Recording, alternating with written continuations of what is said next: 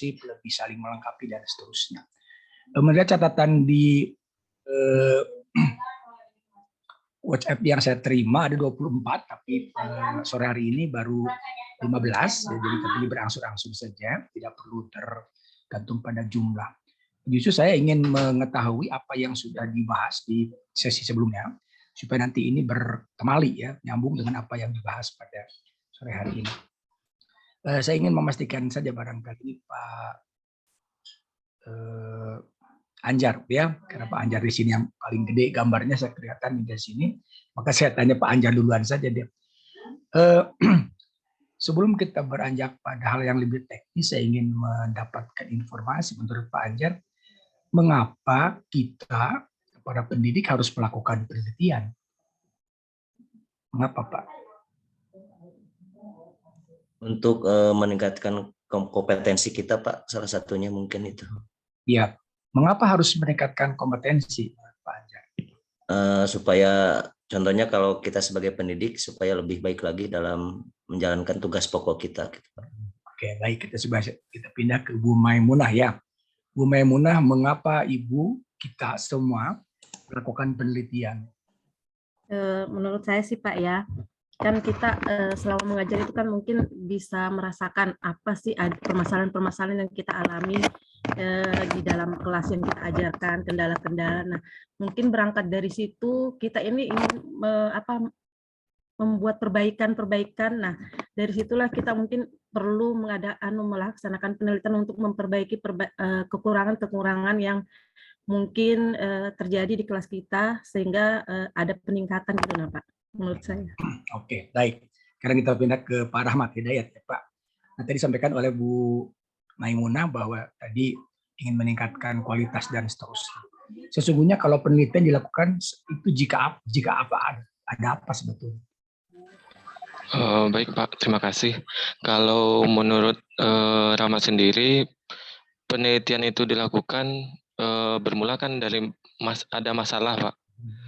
Nah, masalah itu kan kita uji gitu. Ada beberapa variabel ujian nanti. Nah, sebagai bentuk evaluasi dari diri kita kalau kita melakukan PTK. Nah, begitu juga dengan penelitian lainnya. Pada intinya kita untuk menuntaskan permasalahan yang ada di sekolah atau di kelas kita sendiri itu, Pak. Kalau benar, Rahmat. Di penelitian apapun seyogianya berawal dari permasalahan kan, Pak ya, Pak Rahmat ya? Iya, Pak. Iya, Pak. Nah, masalah sendiri apa sebetulnya? Apa itu masalah, Pak Rahmat? Atau Bu Nelly deh, coba Bu Nelly Tambunan. Apa Bu Nelly menurut Bu Nelly? Apa itu masalah? Ada Bu Nelly atau Bu Yugiati? Ada Bu Yugiati? Bu Yugi? Ya, ada Pak. Ya, ada. Gimana Bu? Iya. Apa itu masalah? Ya.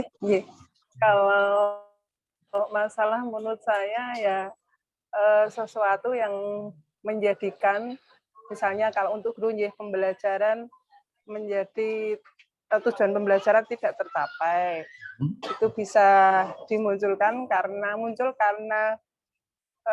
kurang baiknya guru mengajar ataupun daya serap siswa yang tidak maksimal, bisa jadi dari guru ataupun dari siswa.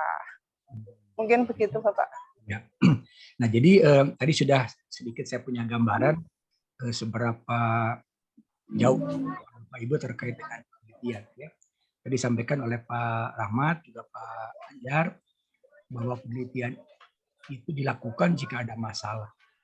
Artinya ketika kita mendidik di dalam kelas, ketika kita menyiapkan pembelajaran, ketika kita mengevaluasi, ada sesuatu yang membuat kita gundah, kan? Risau, galau, membuat kita bertanya-tanya.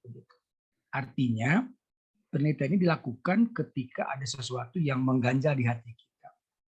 Sangat mungkin permasalahan ini terjadi berbeda-beda ragamnya, berbeda-beda jenis dan seterusnya.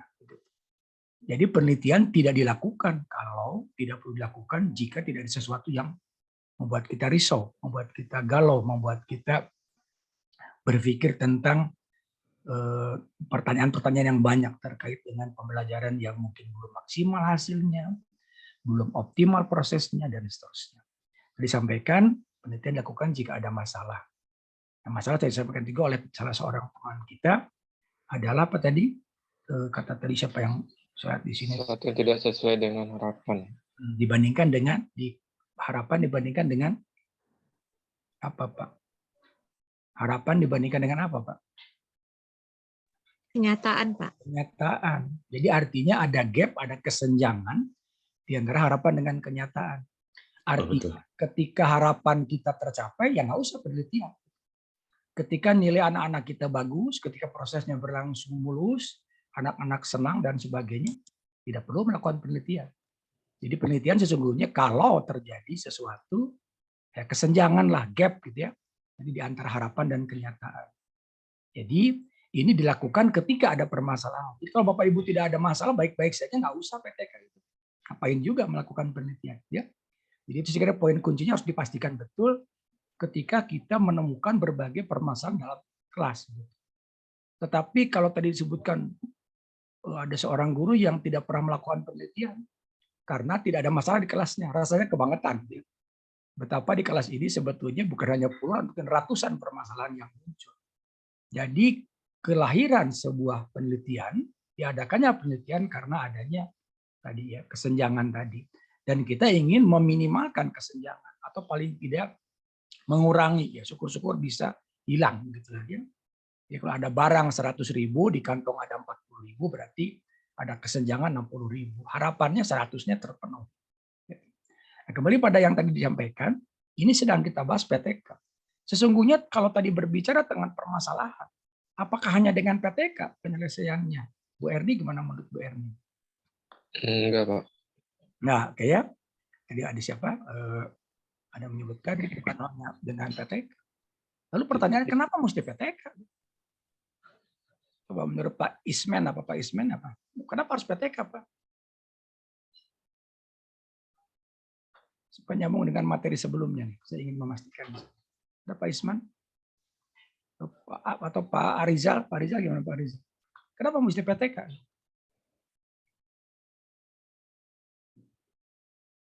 Bu Un, ada Bu Un? Kita ngobrol saja lah. Ini bukan perkuliahan. Saya ingin justru mendapatkan juga dari Bapak Ibu apa yang Bapak Ibu alami.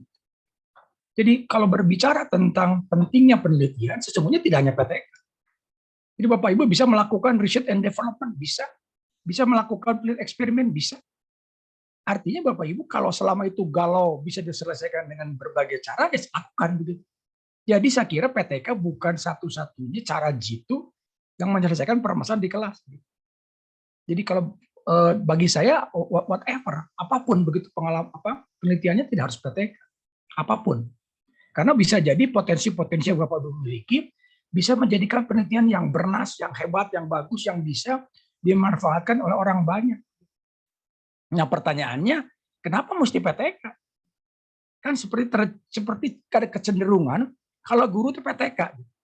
Padahal kan bukan hanya PTK, penelitian banyak sekali ragamnya. Ya, dari mulai eksperimen dan eksperimen. Menurut Bu Nova ini, kenapa mesti PTK Bu Nova? Makasih Pak. Kalau menurut saya kenapa mesti PTK? Karena itu berlaku untuk kelas kita sendiri gitu. Berarti hasil yang kita dapatkan nanti itu berlakunya untuk kita sendiri, bukan berlaku umum. Dan jika itu dipakai untuk teman yang lain, berarti hanya sebagai bahan pertimbangan atau sebagai masukan gitu Bapak. Oke, itu ya. Jadi PTK salah satu alternatif sebetulnya di antara sejumlah penelitian yang banyak ragamnya. Barusan kata Bu Nova, PTK kenapa ideal kita lakukan? Karena yang paling mungkin dan paling mudah, paling murah pula. Karena menyangkut kelas yang kita bina, yang kita kelola. Jadi sesungguhnya PTK itu salah satu saja yang membuat kita bisa mencoba berupaya untuk memaksimalkan hasil mungkin dari proses dan hasil sampai didapatkan kualitas dari waktu ke waktu lebih baik. Dan saya kira ini juga diyakini oleh kita, kalau saya sangat meyakini bahwa orang yang beruntung adalah orang yang selalu lebih baik dari hari kemarin. Jadi besok lebih baik dari hari ini dan seterusnya.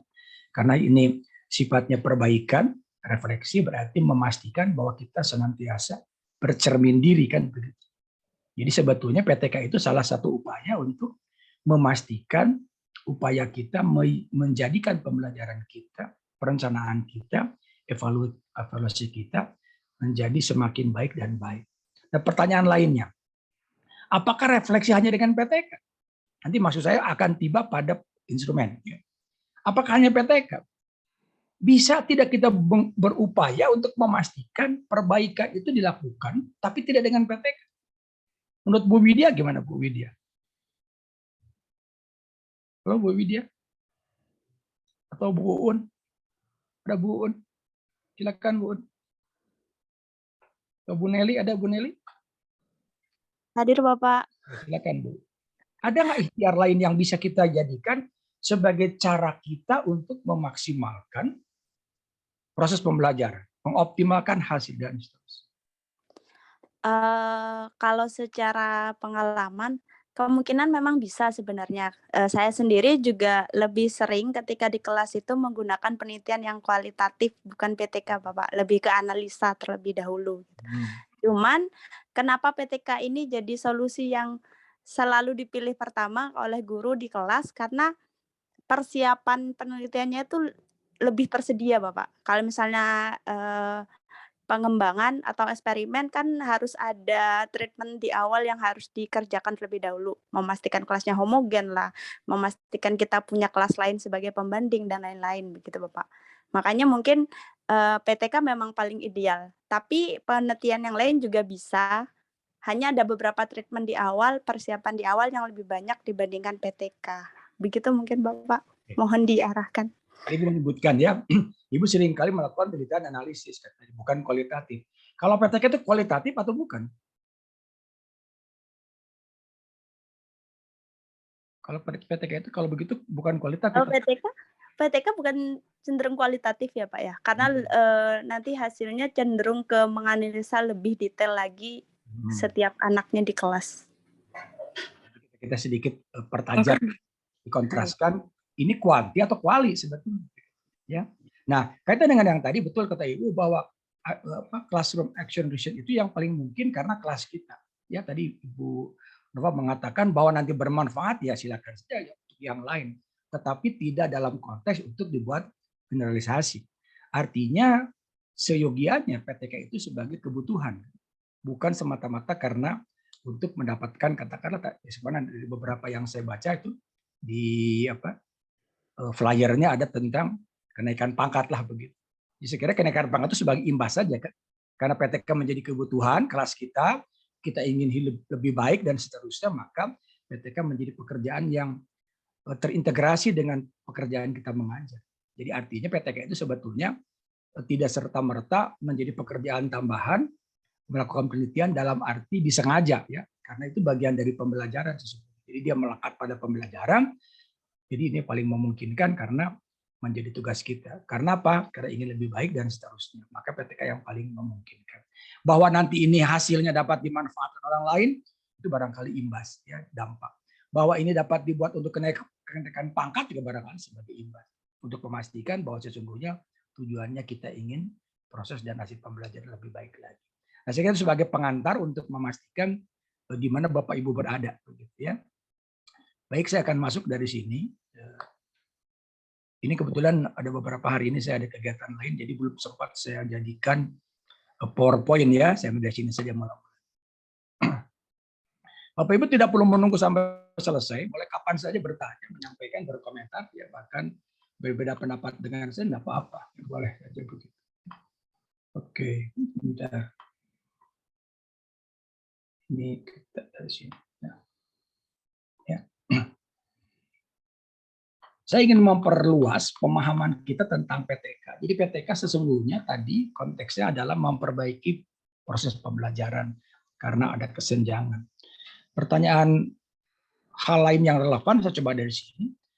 Penelitian adalah proses, ya, the process of discovering new knowledge. Mungkin tidak dengan PTK kita menemukan sesuatu yang baru, knowledge yang baru. Menurut Bapak Ibu gimana? Mungkin tidak. Dalam rangka PTK, di samping kita memperbaiki pembelajaran, kita pun sesungguhnya menemukan hal yang baru. Mungkin tidak. Mungkin, Bapak. Mungkin. Contohkan apa, Pak? Misalkan saja ketika kita melakukan PTK, lantas kita menemukan new knowledge. Pengertian new knowledge belum tentu betul-betul baru kan, tapi ini kebaruan yang bisa menjadi pengembangan yang sudah ada sebelumnya. Kan disebutkan di sini bisa jadi new concept atau mengembangkan yang sudah ada kan, development of new concept, ya, atau bisa mengembangkan, mengoptimalkan, menaikkan lagi existing knowledge. Nah, kalau Bapak Ibu merasa bahwa PTK mungkin tidak ada muncul new knowledge, menurut Bu Erni gimana, Bu Erni? Mungkin tidak ada new knowledge. Sangat mungkin. Misalkan Bapak Ibu dengan PTK nanti ditemukan sebuah pemikiran bahwa pengelompokan yang paling efektif 3 orang. Setelah dicoba berkali-kali PTK dengan siklus yang demikian panjang, maka ada satu gagasan baru. Pengelompokan yang paling ideal, cooperative learning yang paling bagus itu di posisi 3 orang misalkan. Sangat mungkin, sangat mungkin. Jadi meskipun ini kualitatif, ini sifatnya kelas kita, tapi bisa dijadikan satu pemahaman lain, dia disebutkan tadi new knowledge, tentang Bapak Ibu bagaimana menemukan hal yang baru setelah dicoba-coba ternyata 5 tidak efektif, 4 tidak efektif, 1 terlalu sedikit, 2 apalagi, disebutkan di situ 3 mungkin yang paling. Sangat mungkin, mungkin. Dan seterusnya. Jadi saya ingin memastikan bahwa PTK tidak hanya terkait dengan apa yang kita lakukan di kelas kita sendiri. Ya. Kemudian poin lain yang saya ingin pastikan lagi terkait tadi, ada poin yang tidak boleh dilupakan bahwa pada penelitian itu ada aspek creative and systematic work. Jadi ada peristiwa kreativitas. Jadi meskipun Bapak Ibu rutin melakukan pekerjaan yang sama, dari waktu ke waktu relatif sama, sesungguhnya ada kreativitas. Berarti apa? Unsur yang tidak boleh lupa pada sebuah adalah unsur kebaruan. Ada novelty, ada sesuatu yang bisa menjadikan lebih baik. Bukan hanya untuk diri kita, tetapi juga mungkin untuk orang lain. Ya. Yang berikutnya, tadi sudah disinggung sekilas tadi. Jadi kita melakukan penelitian ketika ada ganjalan, ada kerisauan, ada kekhawatiran dan seterusnya. Ya. Terkait apa di situ? Terkait dengan disebutkan di sini to pursue our interest, to learn something new. Kemudian juga bisa to hone untuk apa? Mengasah permasalahan, kemampuan kita menyelesaikan masalah dan seterusnya. Bahkan di sini ada terakhir itu to challenge yourself in new ways. Jadi Bapak Ibu bisa jadi terganjalnya bukan karena ada permasalahan yang rutin terjadi, tapi ada kayaknya ini kurang optimal, kayaknya ini perlu ada sesuatu yang baru. Bisa jadi Bapak Ibu melahirkan satu yang disebut dengan new ways atau cara baru atau gagasan baru. Jadi pengertian mengganjal itu tidak 100% berkaitan dengan siswa saja, tetapi bisa berkaitan dengan kerisauan belum optimalnya ikhtiar kita di dalam kelas. Ya, saya tidak akan berpanjang lebar di sini, tapi ini intinya ada satu gagasan yang lebih luas dari sekedar tentang kelas kita. Nah, pertanyaan lain yang saya ingin pastikan di sini terkait dengan PTK. Kalau PTK itu induktif atau deduktif? Menurut Bu Kunti, induktif atau deduktif PTK itu sesungguhnya? Atau Bu siapa nih? Bu Nimas Prasasti, Bu Nimas, induktif atau deduktif penelitian di dalam hal ini kita kerucutkan ke PTK.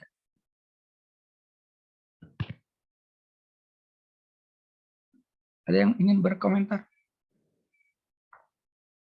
Karena ini kan sebutan si magic itu kan sains dengan matematik ya. Kalau matematik itu deduktif atau induktif, Bapak Ibu?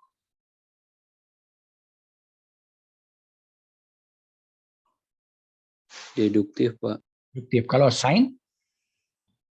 Induktif. Induktif. Kalau PTK, Pak? Kalau PTK khusus dulu, Pak. Ya, kalau PTK itu unsur lebih dekatnya ke deduktif ke induktif. Iya, deduktif, Pak. Kenapa deduktif, Pak? Bapak melakukan PTK ada yang disebut dengan siklus kan, Pak? Ya, berarti melakukan pekerjaan yang secara cycle terus bukan berulang barangkali ya, membesar seperti spiral lah. Itu deduktif induktif, Pak. sebelum kita nanti membahas tentang instrumen. Pak Ariza, ada Pak Ariza? Iya Pak, deduktif Pak. Deduktif. Kenapa deduktif? Karena yang kita ulang-ulang terus di siklus itu Pak. Mengulang atau mengembang? Mengembang. Mengembang kan Pak? Jadi ya, menggunakan sebelumnya menjadi alasan. Ya, jadi kalau gitu deduktif, induktif Pak, kecenderungannya dalam hal ini. Kalau kita ketemu orang berkali-kali, pertama ketemu kenalan, lantas kita tahu karakternya, tahu kebiasaannya, terus ketemu sampai kita punya kesimpulan orang ini sesungguhnya orang yang baik. Deduktif, induktif. Pak Rahmat apa? Deduktif, induktif Pak Rahmat.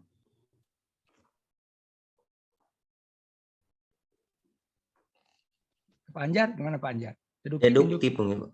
Ya. Baik, nanti Anda, Bapak Ibu, teman-teman simpulkan ya. Deduktif, induktif. Ini menjadi penting karena kan disebutkan di awal bahwa PTK tidak dalam rangka untuk membuat generalisasi. Jadi kalau generalisasi, apa sifatnya yang mana? Kalau tidak, mana? Gitu ya. Jadi pastikan bahwa peristiwa ini menjadi penting nanti sebelum tiba kepada instrumen yang kita gunakan. Kalau nanti Bapak Ibu pemahaman tentang induktif deduktifnya tidak pasti, ya masih ragu begitu, khawatir nanti keliru memilih instrumen yang akan digunakan. Ya, nah ini menjadi penting. Jadi disebutkan di sini katanya inductive research method analyze katanya an observed event. Jadi menganalisis event, kejadian, peristiwa, fenomena yang diamati di situ. Sementara deductive research dalam hal ini yang bersifat deduktif adalah verify. Verify itu memverifikasi di observe event. Jadi ada analyze, ada verify. Jadi yang satu menganalisis, mendetilkan, melihat secara lebih mikro, begitu ya. Sementara yang kedua yang bersifat deduktif adalah memverifikasi. Nah, nanti Bapak Ibu harus tangkap betul mana yang sebetulnya di situ. Karena ini menjadi sumber, menjadi basis untuk memastikan instrumen apa yang digunakan. Nah, disebutkan di sini inductive research katanya are associated with qualitative research.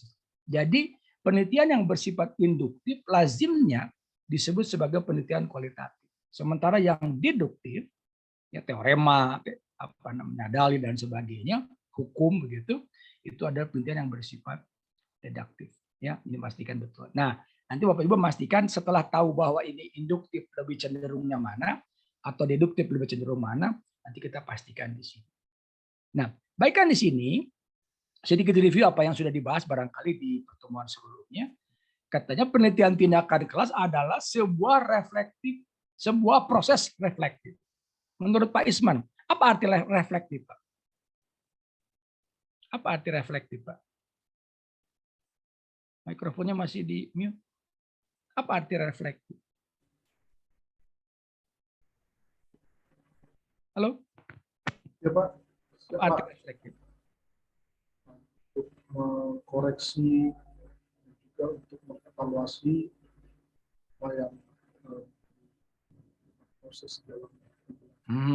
Oke, seperti di mobil lah. Di mobil itu kan ada kaca spion tuh. Itu dalam bahasa Inggris namanya reflektor kan. Jadi tempat kita bercermin. Jadi sesungguhnya PTK ini adalah bagaimana kita senantiasa bercermin diri, ya, in which in structure katanya gather empirical data. Bagaimana bercermin melalui pengumpulan data yang banyak. Data apa saja? Datanya bisa kuantitatif, bisa kualitatif. To improve the quality of teaching practices. Jadi lebih kepada bagaimana data-data yang terkumpulkan menjadi dasar, menjadi fondasi untuk meningkatkan kualitas pembelajaran. Nah, disebutkan di sini juga katanya, karena di sini classroom action research, maka kejadiannya di classroom. Pertanyaan saya, apakah pengertian classroom itu di ruangan atau di tempat kita menyajikan materi, bisa ruangan, bisa tidak ruangan? Menurut Bapak gimana, Pak Ibu? Bu Nova, kalau begitu itu harus di ruangan atau boleh tidak di ruangan? Di mana tempat kita menyajikan materi ya? Jadi pengertian classroom tidak semata-mata artinya di dalam ruang yang berdinding enam. Jadi kata classroom ini sebetulnya bisa saja di luar kelas, dalam arti bukan di ruangan, tetapi outdoor begitu, tetapi dalam peristiwa untuk menggunakan using an action katanya to improve the quality of the teaching and learning process. Jadi pada dasarnya yang diimprove-kan, yang di-enhance-kan, yang dioptimize-kan di situ adalah proses teaching and learning. Jadi peristiwa meskipun sebutannya classroom action research, sesungguhnya tidak dibatasi dalam arti kelas fisik. Karena mungkin guru olahraga, guru kesenian bisa jadi melakukan classroom action research-nya tidak di ruangan dalam arti fisik. Berikutnya tadi disebutkan karena di sini to improve the quality of teaching practices, ada aspek yang tidak boleh lupa, ada to obtain better result. Jadi untuk mendapatkan hasil yang lebih baik. Arti yang lebih baik berarti sesuatu yang meningkat dari sebelumnya. Bisa mengembang, bisa meluas, bisa meninggi, dan seterusnya. Jadi intinya adalah, targetnya adalah tadi better result than before. Jadi meningkatkan kualitas yang sebelumnya sudah diperoleh, yang tentu saja tidak nol menjadi lebih baik. Saya tidak akan bahas lebih panjang karena Bapak Ibu sudah membahas di sebelumnya. Nah, kembali di sini yang tadi ingin difokuskan tentang pengumpulan data. Bapak Ibu saya kira karena ini sebagian yang saya baca ya, sudah sebagian ada S2 begitu ya. Tentu saja sudah pernah membuat tesis, yang S1 barangkali sudah pernah membuat skripsi disebutkan. Berbicara tentang pengumpulan data. Ya, sebagaimana disebutkan bahwa data merupakan ukuran suatu nilai ya, dan data yang telah diproses disebut sebagai informasi. Dan data yang Bapak Ibu harus kumpulkan, tadi pastikan betul induktif dan deduktif, paling tidak ada 3 komponen. Yang pertama akurat, relevan, dan mutakhir. Apa arti akurat? Bapak Ibu berarti harus mencari data yang paling sesuai, yang paling tepat, yang paling klop. Gitu. Artinya bisa jadi simpulan kita keliru karena data yang kita ambil, yang kita kumpulkan tidak akurat. Informasinya masih mentah dan seterusnya. Yang kedua, data tersebut harus relevan. Apa arti relevan? Artinya sesuai dengan tujuan yang akan kita lakukan, sesuai dengan pertanyaan penelitian dan seterusnya. Dan yang terakhir, di antara 3 sebetulnya ada yang lain, itu mutakhir atau up to date, data yang terkini. Jadi sangat mungkin PTK yang kita lakukan di semester lalu tidak mutakhir lagi datanya karena sudah berubah. Untuk siswa yang sama sekalipun. Jadi boleh jadi PTK yang semester lalu keakuratannya berubah karena datanya mungkin bisa berkembang, kemampuan siswanya bisa berbeda dan sebagainya. Meskipun subjeknya sama. Tetapi hal lain barangkali yang tidak kalah pentingnya adalah relevansinya dan tentang kemutakhiran data tersebut. Nah, saya tidak akan panjang di sini, nanti ini mungkin akan disampaikan juga. Data ini kalau berbicara tentang teknik pengumpulan data, dilihat dari data yang Bapak Ibu kumpulkan, berdasarkan cara memperolehnya ada yang disebut dengan data primer dan data sekunder. Bedanya apa Bu Tias? Data primer dan sekunder. Ya baik Bapak, terima kasih.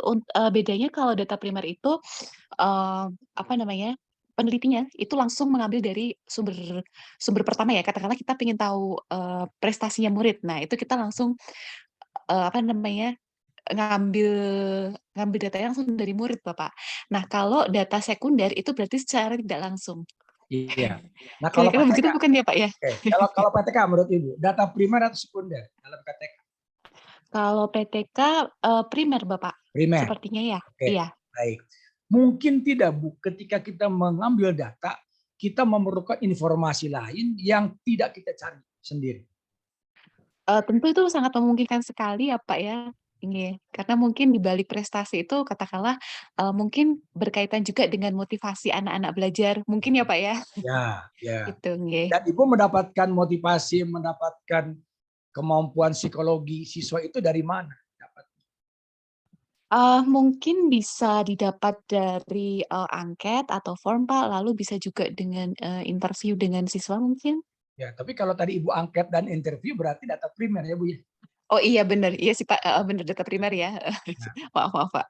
Mungkin tidak Ibu mendapatkan data yang menguatkan tentang kemampuan atau barangkali kompetensi atau mungkin latar belakang psikologi siswa dari guru BK. Mungkin. Mungkin. Bisa, Pak, bisa. Dan itu data primer sekunder. Sekunder. Sekunder lah. Jadi Sekunder. meskipun PTK itu idealnya data primer yang kita langsung dapat langsung dari siswa kita, bisa jadi kita memerlukan data lain yang menguatkan tadi. Misalkan saja di kelas kita itu ada anak yang mungkin untuk inklusifan begitu ya. Ada anak yang istimewa lah. Ya, istimewa bisa positif bisa negatif di situ. Kita tidak mungkin mengejar kemampuan psikologinya kalau tidak punya data lain. Yang paling punya barangkali psikolog atau mungkin juga guru BK. Jadi dalam PTK sekalipun tidak semuanya bisa primer kalau memang kita ingin memerlukan informasi tambahan yang tidak bisa kita lakukan secara sendiri. Jadi sangat mungkin kita data primer yang dikuatkan oleh data sekunder. Ya, jadi ini dimungkinkan untuk hal tersebut. Kemudian berdasarkan sumbernya, data yang Bapak Ibu lakukan, ambil, kolek dalam sebuah penelitian, dalam hal ini PTK, bisa internal, bisa eksternal. Bisa jadi Bapak Ibu mendapatkan langsung dari kelas kita, siswa kita, jadi betul-betul ini lembaga kita, sekolah kita, kelas kita. Tetapi sama dengan yang tadi, kita pun bisa mungkin saja memerlukan sumber informasi lain atau data eksternal di luar sekolah kita, di luar kelas kita. Gitu ya. Ini tidak akan saya sampaikan, tapi ini lebih kepada penelitian dalam bentuk umum, gitu ya. Ada data time series, gitu. Karena PTK itu sifatnya seperti berulang, ya, tanda petik berulang, sebetulnya mengembang, gitu ya. Seperti Spira.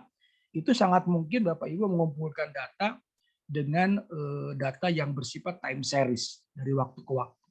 Karena PTK seringkali diartikan cukup 2-3 siklus, padahal mungkin bisa lebih dari 10 kalau dipandang perlu. Jadi sangat mungkin sebuah PTK itu dilakukan dengan pola datanya time series. Jadi sampai lama begitu. Jadi jangan berpikir bahwa Ibu, Bapak sekalian, ketika melakukan PTK itu hanya di kelas kita. Piase itu melakukan penelitian yang sifatnya time series hanya pada satu anak, satu orang siswa, satu orang peserta didik. Tapi jadi teori juga. Jadi tidak serta-merta bahwa kalau yang sedikit ini tidak bisa dibuat sebagai sesuatu yang bersifat general. Jadi kalau memang mendalam bertahun-tahun, time series sifatnya bisa menjadi sebuah hasil yang dijadikan teori sekalipun. Yang berikutnya bisa data yang bersifat cross section dan yang berikutnya data yang bersifat pooling. Tapi ini lebih kepada penekanan saya bagaimana PTK yang ideal itu tidak berhenti ketika siklusnya memang harus berhenti. Jadi pertanyaan saya yang berikutnya, Bu Maimunah, kapan kita berhenti melakukan siklus tersebut?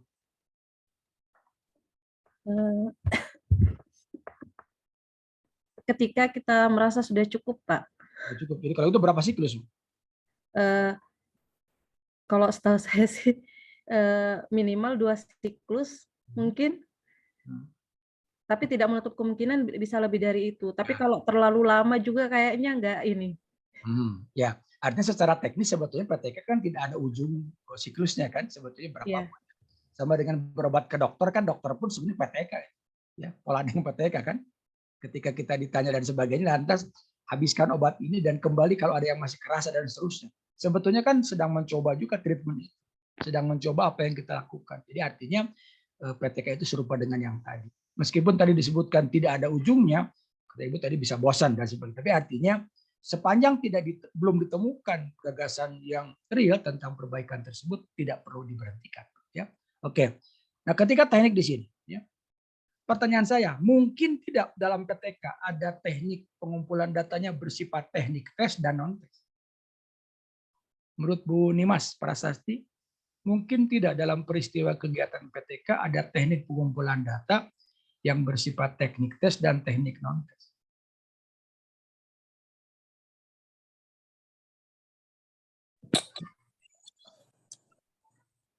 Terkesan bahwa PTK itu hanya melibatkan teknik yang bersifat non-tes saja. Mungkin tidak ada teknik lain.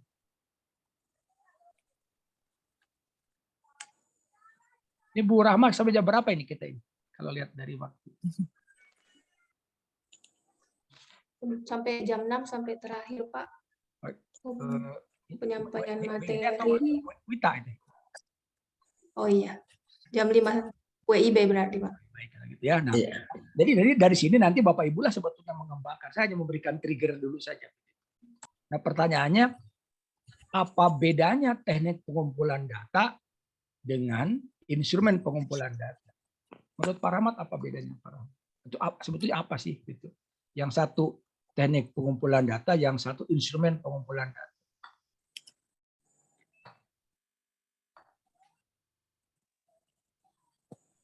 Kalau izin menjawab, Pak.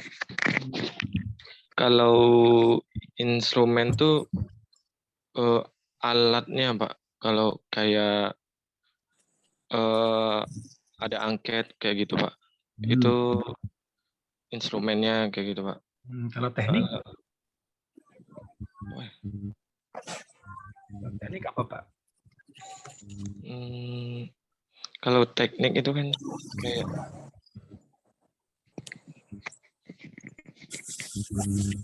Pak Anjar deh, Pak Anjar. Pak Anjar bedanya apa antara teknik dengan cara dan media? Ya. Teknis lebih ke apa, Pak? Kalau instrumen alat seperti tadi yang Bapak Rahmat sampaikan, kalau teknis itu lebih ke apa ya, Pak ya? Aduh, barusan sudah terpikir. Apa Bu Nova coba? Apa teknik itu caranya? Cara ya. Nah, kalau teknik lebih ke cara kan. Jadi kalau caranya menebang itu kan teknik, golok itu instrumen kan. Iya betul. Jadi menebang itu lebih kepada teknik karena cara. Tapi kalau menebang pakai apa itu berarti instrumen. Ya. Nah, menjadi sering yang beberapa yang saya bimbing di S1, S2, S3, keliru mengambil teknik sehingga berakibat pada keliru mengambil instrumen. Contoh beginilah. Teknik dulu atau instrumen dulu? Menurut Bapak Ibu? Instrumen dulu, Pak. Kenapa instrumen dulu?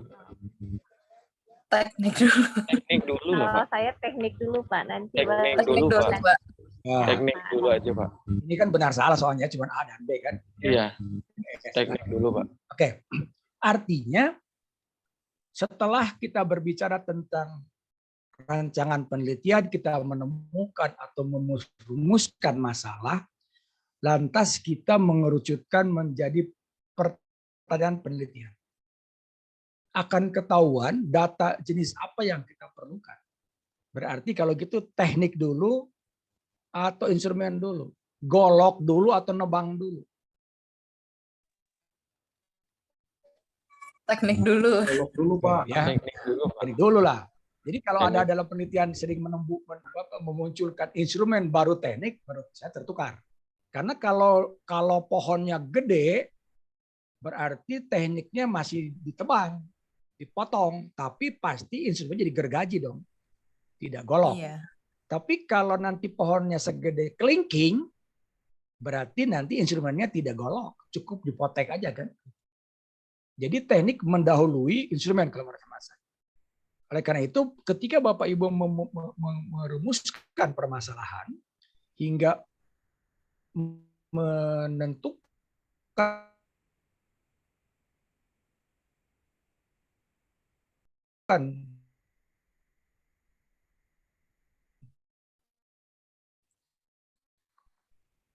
pertanyaan sejumlah cara dalam hal ini teknik. Nah, secara prinsip teknik pengumpulan itu ada dua kan? Ada teknik tes, ada teknik non-tes. Pertanyaan saya, dalam PTK bisa nggak menggunakan teknik tes juga teknik non-tes? Bisa, Pak. Bisa. Ya, oke. Pada peristiwa kapan kita menggunakan teknik tes? Mengukur kemampuan hasil belajar. Kemampuan hasil belajar. Berarti pasti menggunakan tes, kan? Iya, Pak. Apakah hasil belajar merupakan bagian dari peristiwa PTK? Bagian. Meskipun yang dibidik dalam PTK sesungguhnya apa? Peningkatan. Proses kan? Proses. Yang diperbaikinya proses sebetulnya. tetapi bermuara pada hasil. Hasil itu kan endingnya lah. Betul. Tapi yang di otak-atik itu sebetulnya proses. Karena penelitian tindakan kelas. Jadi penelitian yang terjadi di dalam kelas, dalam bentuk aksi, action, tentu saja itu berkaitan dengan proses. Mungkin tidak dikatakan kata Ibu, bisa tes, bisa non-tes. Kapan peristiwa tes digunakan? Atau teknik tes digunakan? Bisa tidak tes digunakan pada peristiwa proses? Bisa tidak? Atau ginilah kurang lebihnya. Kapan Bapak Ibu melakukan evaluasi, assessment dalam peristiwa pembelajaran? Di awal, di akhir, atau di tengah? Biasanya di akhir. Di akhir kan? Oke? Di akhir. Yang terjadi di akhir. Ketika Bapak Ibu melakukan evaluasi di akhir, anak yang kita beri tes itu sakit. Apa yang terjadi biasanya? Hasil tesnya jauh. Ya, hasil tesnya jelek. Hasilnya jelek. Ya, tidak sesuai dengan harapan kan? Kalau begitu, di mana idealnya sebuah peristiwa assessment atau evaluasi terjadi? Di sepanjang jalan Selama proses pembelajaran. pembelajaran. Proses pembelajaran berlangsung. Jadi yang namanya assessment itu ongoing kan? Jadi ketika Bapak Ibu selamat pagi, assalamualaikum dan seterusnya, berarti argo sudah jalan kan? Iya. Nah, jadi sebetulnya keliru kalau menempatkan evaluasi itu di ujung. Karena akumulasi dari awal sampai tengah itu kan tidak terpotret. Jadi menjadi penting dalam peristiwa PTK hati-hati betul yang dipotret proses. Jadi tidak fair kalau kita hanya mengambil di ujung saja. Padahal sepanjang pembelajaran itu pasti ada peristiwa yang membuat mereka layak untuk dievaluasi. Ya, gitu ya. Nah, pengertian itu yang pertama. Jadi artinya sangat mungkin terjadi teknik pengumpulan data dalam proses tadi, baik tes maupun non-tes. Pertanyaan lain, kayak yang disebut dengan tes, apakah hanya tes tertulis saja? Menurut Bu Nova ada tes lain nggak? Atau siapa yang coba? Ada, Pak. Ada apa? Ada. Misalnya langsung diberikan pertanyaan saat proses pembelajaran. Jadi kalau begitu ada berapa jenis kalau gitu tes? Kan ada tes tertulis, kan ya? Iya. Ada tes lisan, iya. Ada tes perbuatan. Jadi kalau misalkan anak-anak ingin dilihat cara memegang penggaris dan jangka yang betul ketika membuat segitiga, kan perbuatan. Perbuatan. Jadi tidak bisa cara menggunakan jangka yang benar dan penggaris segitiga dipasangkan dengan susah ketika membuat segitiga dengan tes kognisi. Keliru itu. Itu salah teknik, salah alat.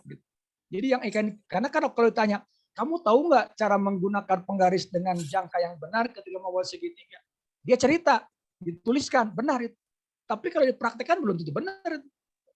Jadi harus dipastikan betul ketika menggunakan tes sekalipun layaknya ini perbuatankah, lisankah, atau cukup dengan tertulis. Jadi menjadi penting penempatan yang tadi. Nah ini barangkali sama-sama kita saling mengoreksi bahwa penggunaan tes itu bisa jadi di awal. Yang disebut dengan tes diagnostik itu kan di awal. Jadi jangan berpikir setiap tes di akhir.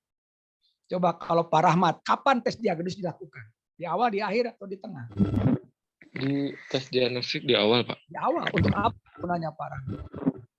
Untuk melihat kemampuan awal peserta didik, Pak. Dalam rangka apa, Pak? Perlunya tes diagnostik?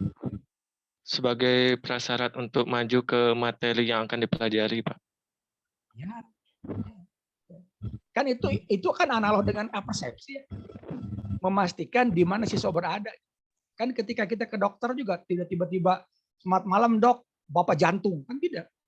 Katanya dulu kan apa yang kerasa, kapan terasanya, bagaimana gejalanya. Itu kan dalam rangka mendiagnosis supaya nanti treatmentnya tepat, obatnya sesuai. Nah kita jarang melakukan tes diagnostik, tiba-tiba hantam aja, tidak pernah tahu permasalahannya apa. Dalam sekelas berapa orang rata-rata ini, ibu-ibu? Bu Widya berapa sekelas Bu Widya? 33. 30 Bu ya, 33. 32. 29, 30. 30 lah. 32. Ada SMP 32. Nah, kalau Bapak Ibu langsung dihantam, diperlakukan dengan sama rata sama rasa. Tanpa tes diagnostik, mungkin keliru nggak treatment kita? Pasti. Keliru nggak obat yang kita sampaikan? Mungkin keliru. Karena kita memandang yang namanya tes itu di akhir, kadang-kadang di tengah. Sebetulnya bisa jadi sebelum mulailah kita mengawali dengan tes.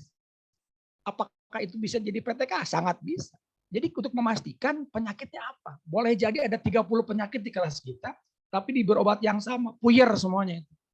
Ada yang sembuh, ada yang mati. Mati motivasi dan sebagainya. Maksud saya, jangan berpikir tentang tes itu adalah peristiwa kuantitatif. Bisa pada PTK, sangat bisa. Dan tidak di ujung, bisa di awal diagnostik. Jadi saya kira sekali-kali coba tes diagnostik untuk memastikan apakah materi prasyarat permasalahannya, apakah motivasi, apakah dia tidak bisa mengaitkan satu konsep satu dengan konsep yang lain, mungkin desain lebih kelihatan. Seperti dalam matematika, apakah dalam geometri tidak ada aljabar? Sangat ada. Meskipun geometri yang dibahas, berpikir aljabar penting sekali. Nah itu barangkali untuk memastikan, saya hanya mengecek saja ya, supaya kita tidak terjebak bahwa yang namanya tes hanya di penghujung saja.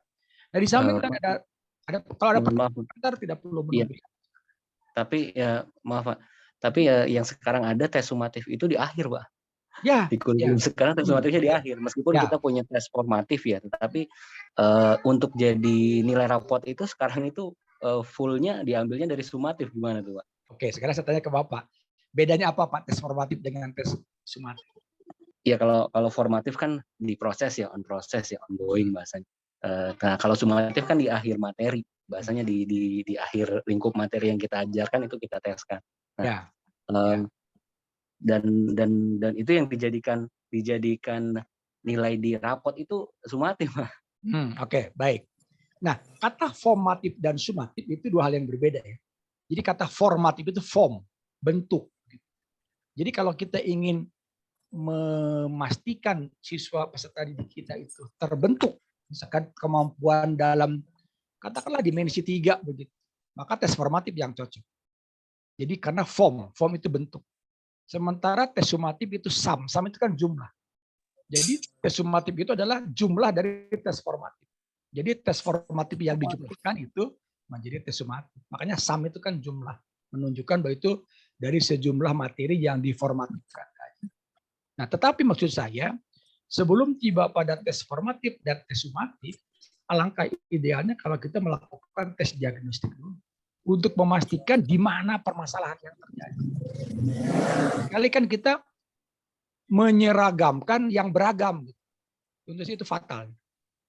Mungkin sekarang dengan kurikulum merdeka itu kan memerdekakan dalam arti mereka berdiferensiasi. Di pembelajaran berdiferensiasi apa artinya? Mereka sesungguhnya different. Yang nggak fair dong kalau yang different dibuat sama rata sama rasa. Nah, kembali pada yang tadi, meskipun mungkin dalam konteks kebijakan itu adanya formatif dan sumatif, kan tidak haram kalau kita melakukan tes diagnostik. Karena bisa jadi PTK berulang-ulang juga kalau tidak ketahuan sumber masalahnya, kita pun bisa jadi keliru treatment dan keliru obat. Oke, nah di samping tadi ada tes tertulis, tes lisan, dan tes perbuatan, ada yang disebut dengan tes objektif dan tes subjektif. Ini dalam rangka untuk mengembangkan instrumen, tapi kita dari teknik dulu. Bedanya apa ini? Antara tes objektif dan subjektif. Ada Bapak Ibu yang tahu? Apa tes objektif dan tes subjektif? Bedanya apa? Ada Bu Sri Daryati, Bu Sri.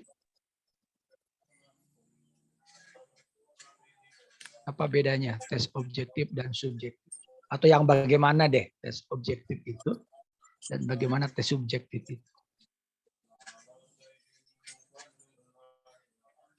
Ada yang tahu Bapak Ibu? Saya sudah tahu pastilah ya.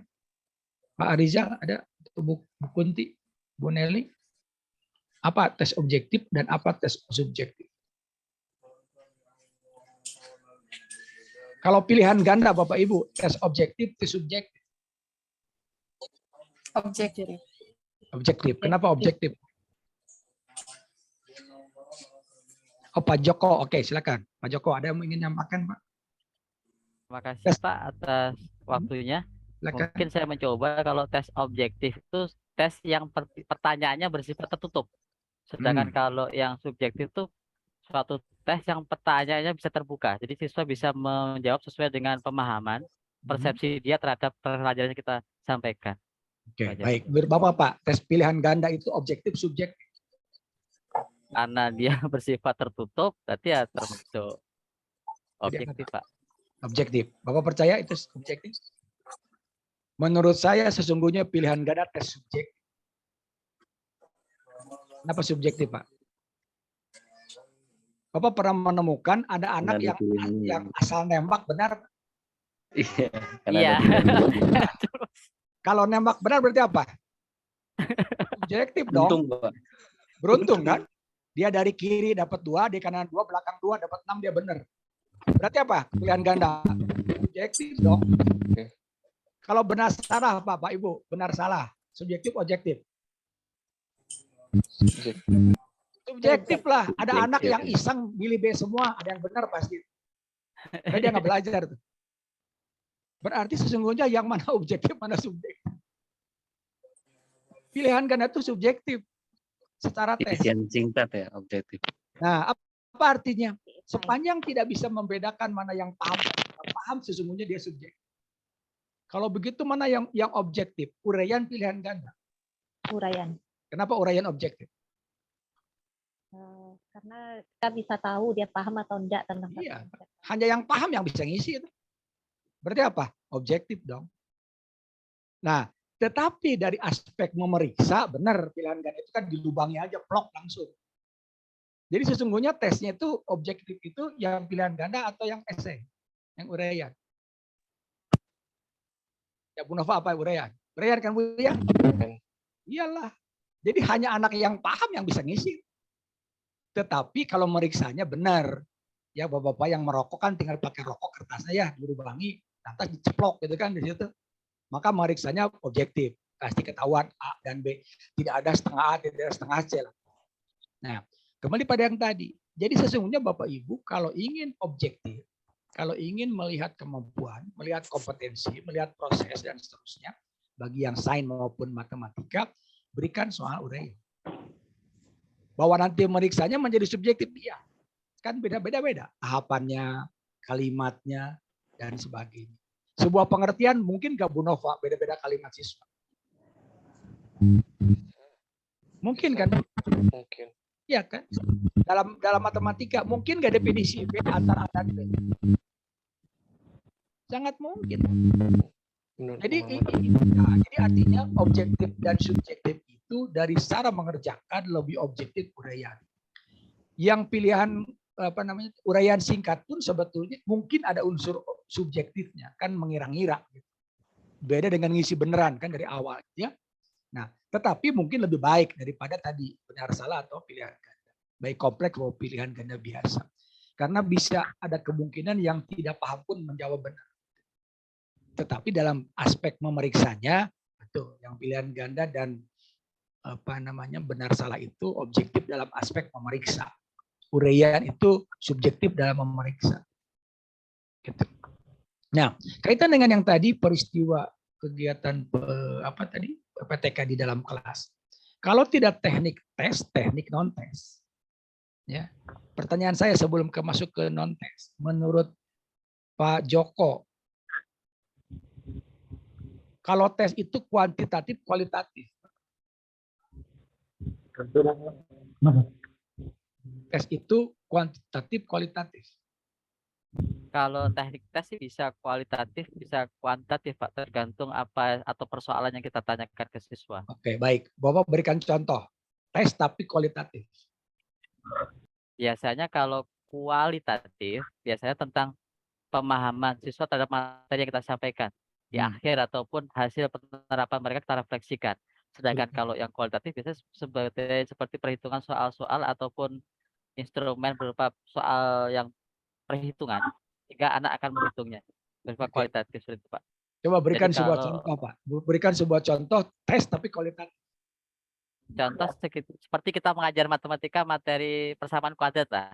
Ya. Nah, untuk tes kualitatifnya biasanya bagaimana cara Bapak mengajar? Apakah enak? Apakah nyaman? Kalau enggak, apa yang buat kalian tidak nyaman? Seperti itu. Itu yang kualitatif. Kalau yang kuantitatif, biasanya seperti gambarlah persamaan fungsi kuadrat. Atau tentukan faktor-faktornya dengan cara pengfaktoran, melengkapkan kuadrat sempurna, atau mungkin menggunakan rumus kecap ABC atau rumus Oke, baik. Bapak saya sampaikan tadi. Nyaman tidak nyaman itu tes bukan, Pak?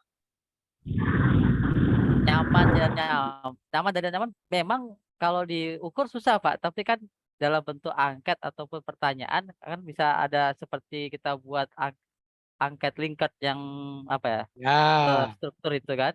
Jadi tidak sama sekali, iya, sedang atau cukup. Ya kan tadi Bapak bilang tadi kan angket itu kan pendapat opini, Pak ya. Nyaman tidak nyaman. Kalau begitu itu kan Bapak tadi buat angket pakai Likert misalkan Pak ya. Likert itu ya. Tes atau non tes itu? Teknis.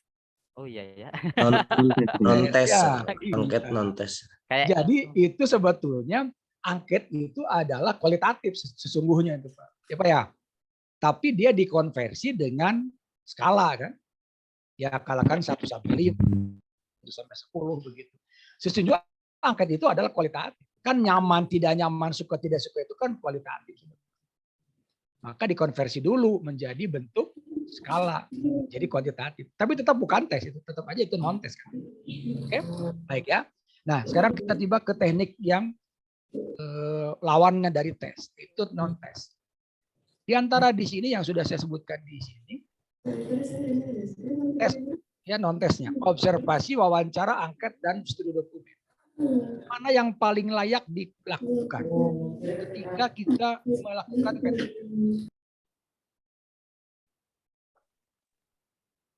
Instrumen yang mana yang paling layak kita gunakan? Pak Bangkit ada, Pak Bangkit ada. Bu Tias barangkali mana yang paling layak kita gunakan? Mungkin bisa diulangi Pak pertanyaannya. Baik. Nah kalau tadi kan sudah teknik tes ya, supaya kita lebih memastikan lagi. Ada tes lawannya atau tes non tes. Kan Bapak Ibu sudah tahu lah pasti karena sudah S1 S2. Observasi, wawancara, angket, dan studi dokumen. Pada peristiwa kegiatan PTK, instrumen mana yang paling sering digunakan berkaitan dengan teknik non tes? Observasi. Kenapa Ibu observasi? Karena selama proses itu kita akan melihat, kemudian kita akan refleksikan setiap kegiatan. Oke, baik. Kalau tadi peristiwa dengan observasi, yang diobservasinya siapa? Proses dari pembelajaran itu sendiri. Kalau proses, Bu, menyangkut siswa, menyangkut guru. Siswa dan guru. Siswa dan guru. Bisa menyangkut pada program pembelajaran? Oke, jadi kalau begitu yang layak digunakan pada observasi, yang jadi observernya siapa? Gurunya atau orang lain? Orang lain, Pak. Orang lain sudah pasti. Oke, baik. Hal mana lagi selain tadi observasi yang Ibu bisa lakukan dalam kegiatan penelitian tindakan kelas dengan teknik non-tes? Tadi Pak Joko sudah angkat tangan nih. Pak Joko sudah raise hand. Menurut Pak Joko gimana? Mungkin ini sedikit berdasarkan pengalaman saya dalam buat PTK, Pak, mungkin mohon dikoreksi kalau terdapat kekurangan di beberapa halnya. Jadi kalau teknik non-tes yang saya pakai biasanya menggunakan observasi dan wawancara. Nah, dalam bentuk observasi ini saya menggunakan 2, yaitu observasi teman sejawat, di mana teman satu guru mata pelajaran yang sama membantu saya untuk mengamati hasil aktivitas. Nah, yang diamati ada 2, Pak. 1, gurunya selaku pelakunya adalah pengajar. Yang kedua juga siswanya sebagai objek kegiatannya.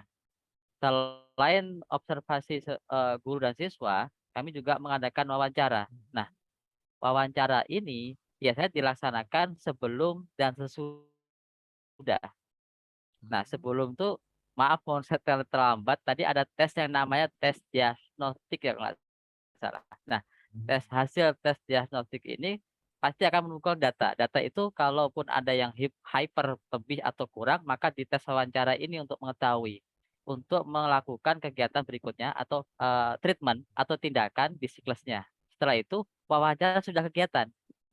Nah, wawancara sudah kegiatan itu untuk mengukur pemahaman siswa bukan hanya dalam hasil pekerjaan mereka mengerjakan soal-soal yang kita berikan, ya baik berupa soal-soal sumatif atau formatif dalam setiapnya, tapi juga untuk mengetahui pemahaman mereka dalam bentuk mungkin cara guru mengajar, metode yang dipakai, mungkin suasana yang mereka rasakan, itu bisa kita tahu lewat wawancara.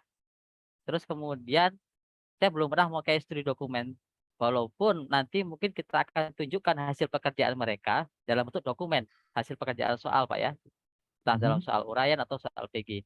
Pasti ada keanehan atau mungkin jawaban yang disilang, terus dicoret lagi, itu juga kita pakai. Tapi saya jarang sekali menggunakan studi dokumen, kebanyakan observasi dan wawancara, gitu Pak. Terima kasih. Baik, makasih Pak Joko. Jadi Pak Joko menyebutkan tes wawancara. Apa sama tes dengan wawancara? Halo Pak Joko. Jadi Bapak menyebutkan ada tes wawancara. Ya Pak, bisa diulangi Pak. Jadi Bapak menyebutkan ada tes wawancara. Kalau tes wawancara itu memang satu paket gitu.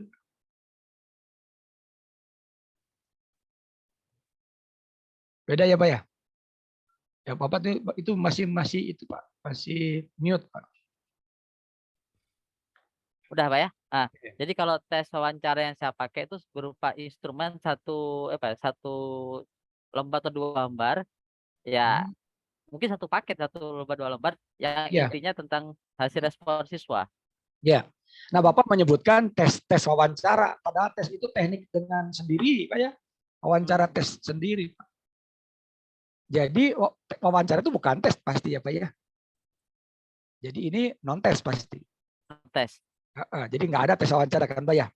Jadi sebetulnya kan, salah level, salah pengucapan. Ya, ya. Jadi artinya lagi Bapak Ibu, ketika Bapak Ibu memastikan itu kan bisa tes atau non tes. Tes itu bisa di akhir, bisa di tengah, bisa di awal. Kalau tes sumatif pasti di akhir. Kalau tes formatif berarti kan setelah satu topik selesai atau subtopik atau satu tema lah begitu. Kalau tes diagnostik itu di awal. Nah, kaitan dengan yang tadi itu kalau berbicara dengan tes Pak ya Bapak Ibu. Nah, kalau yang sifatnya teknik non tes kan itu paling tidak ada 4, paling tidak ya mungkin ada yang lain. Observasi.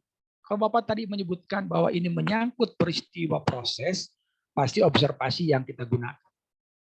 Dan observasi yang paling objektif dilakukan oleh orang lain.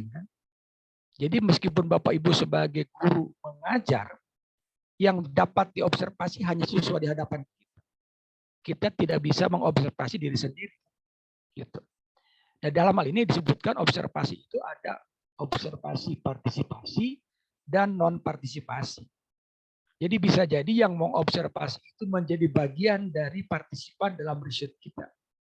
Kalau non partisipan berarti di luar, tetapi hadir di situ sebagai pengamat. Nanti sampaikan juga oleh Pak Joko tadi, mungkin nanti teman-teman bisa juga berpendapat. Kalau gitu observer yang ideal itu berapa orang sih Bu Ari? Bu Ari Idayani? Berapa orang Bu Ari? Ya Bu Ari? Atau Bu siapa nih? Pak Bangkit, ada Pak Bangkit? Oke. Berapa orang ideal sebetulnya observasi? Sebelum nanti kita pakai instrumen, karena teknik dulu dipastikan. Bu Nimas Prasasti, ada? Pak Arizal, berapa Pak Arizal? Kalau gitu, pengamat yang paling ideal.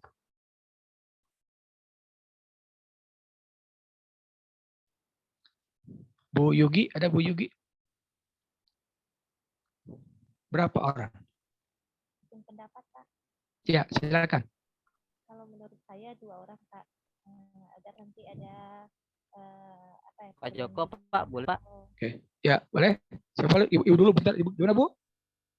Minimal 2 orang Pak, agar nanti ada membandingkan observasi yang pertama dengan observasi yang kedua. Ya, observer yang ideal jelas bukan diri kita, tapi Ibu tadi minimal 2 orang Bu ya. Waktu saya di Jepang pernah observernya 30 orang sekelas. Ya, ada kegiatan lesson study itu. Lesson study itu banyak itu Mas. Pernah kan Bapak Ibu ya pernah mengikuti lesson study? Ya. Waktu saya di Tokyo itu ada 30 sekian lebih. Dia pengamatnya di pinggir kelas. Itu lebih hidup, lebih banyak masukan, lebih banyak yang diamati. Ya, jadi mungkin kalau tadi ya kalau di kelas barangkali ya 2 atau 3 orang. Kenapa mesti lebih banyak, lebih baik? Karena ada bagian yang tidak tercover kalau kita menghadap ke timur misalkan saja. Siswa di belakang kita kan tidak tahu ya apa yang terjadi. Jadi makin banyak observer, makin bagus, makin objektif, makin banyak masukan, banyak yang diamati, sehingga nanti menjadi lebih lebih komprehensif lah sudut pandang di situ. Ya, oke. Nah, kaitan dengan observasi, jadi ini teknik yang ingin melihat, memotret kegiatan yang terjadi dari awal sampai akhir. Nah, kemudian yang disebut dengan teknik, nah tadi ya, silakan Bu Maimunah. Mohon maaf Pak, motong sebentar ini mau nanya. Silakan. Karena ini pengalaman saya pertama kali membuat PTK ya Pak ya. Saya mau tanya terkait observer tadi. Tadi saya ada nangkap-nangkap juga di awal, kalau bisa kan teman sejawat. Nah, bagaimana kalau misal kayak di sekolah kami yang tenaga pengajarnya itu jumlahnya sedikit, dan kayak saya guru matematika hanya saya sendiri, terus guru yang lain juga itu terbatas. Ya. Dari kita kan punya 9 kelas ya, punya 9 kelas, dan rata-rata itu hanya 1 guru untuk 1 mapel. Ibu di mana ngajarnya Ibu? Ya di SMP Negeri 6 Bontang Pak, Kalimantan Timur. Nah, jadi yang jadi observernya itu siapa Pak? Terus kalau misalnya kita minta bantuan teman, tadi juga katanya kan minimal 2 orang. Kalau kita minta bantuan teman, otomatis kan nanti ada yang meninggalkan kelas. Nah, nanti jadi gimana Pak? Otomatis kan kelas lain pasti terbengkalai itu Pak. Iya. Mohon masukannya. Terima kasih. Baik ya, makasih Bu.